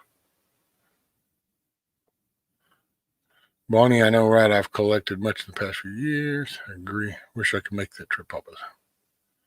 I think Indy starts at 9. Yeah, Yankee, it said 9:05, I think is what it just said. Weird. So, hey, I think the missus is wanting to do something, so I think I'm going to go ahead and call this at like 3 hours into this. I will probably see y'all tonight on one of the 2 channels. We're in the chat thereof. And I don't, well, Mrs. Meadow, I don't know, because I was thinking about maybe doing a stream tomorrow night for a New Year's thing. I don't know. I'll probably still be on in the morning just to shoot the shit because I just wonder how y'all are doing, and it's like not anybody else around here to talk to. So I'll probably I'll probably go live in the morning, and then tomorrow night I'll probably go live again tomorrow night for New Year's.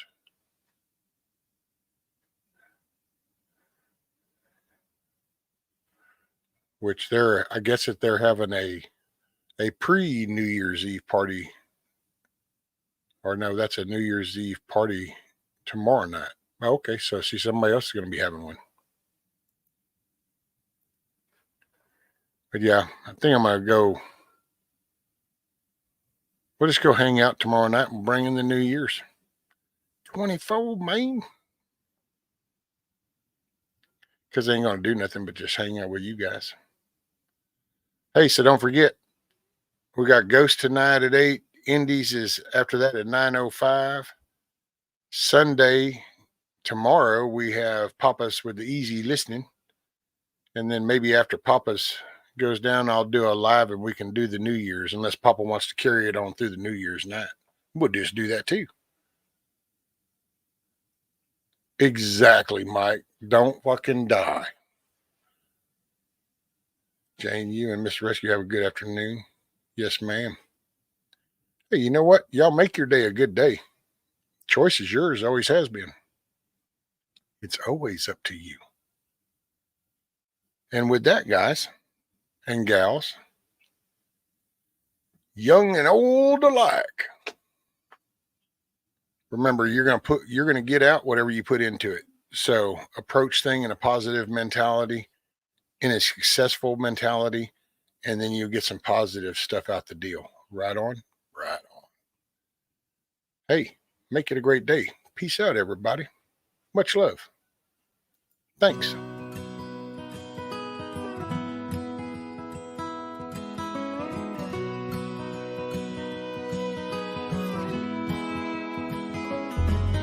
Okay, Bonnie. Don't forget, man, y'all can make your day a good day. It's all in perspective. Okay? Roger that, Papa. I ain't here tomorrow. Hey, y'all make it a good one. Appreciate you starting your Saturday with me. What's up, Miss Mare? Peace, everybody. I don't see that morning sunset. There's some things I need for you to know. Truck is yours if you want it. It'll run forever if you see you later, Carl. right. When you think of me on some back road, that's because I'm right there by your side. Chase your dreams until you catch on. Leave your doubts in a cloud of dust. You can't ever love too big. You can't call your mom too much. Do your best to get it right. Forgive yourself when you don't. Hope you don't forget how much I love you. I ain't here tomorrow. Just keep showing up, doing the work, and leading the way. Don't let life turn bitter. Don't be ashamed about your head. Take it easy on the liquor. Remember what it did to your granddad. Yeah, you're gonna get your heart broke, but a couple of tears don't make you weep. You're gonna find that girl God made just for you. Knows what he's doing, wait and see.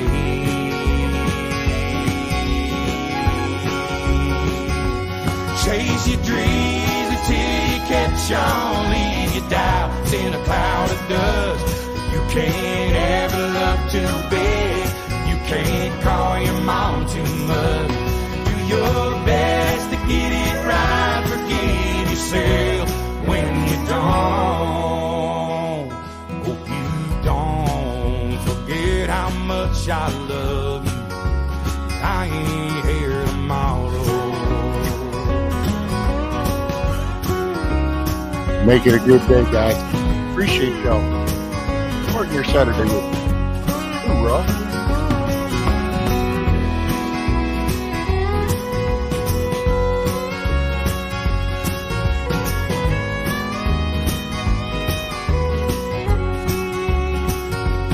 Keep the shotgun in the family. Raise your babies by the book. And keep my picture in your wallet.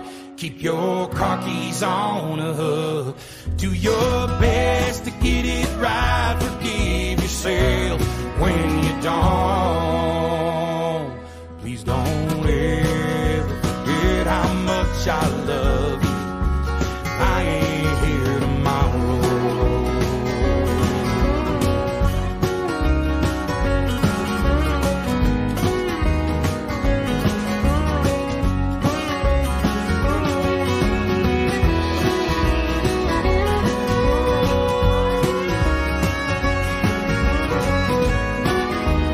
Make it a good day. Help somebody else smile today.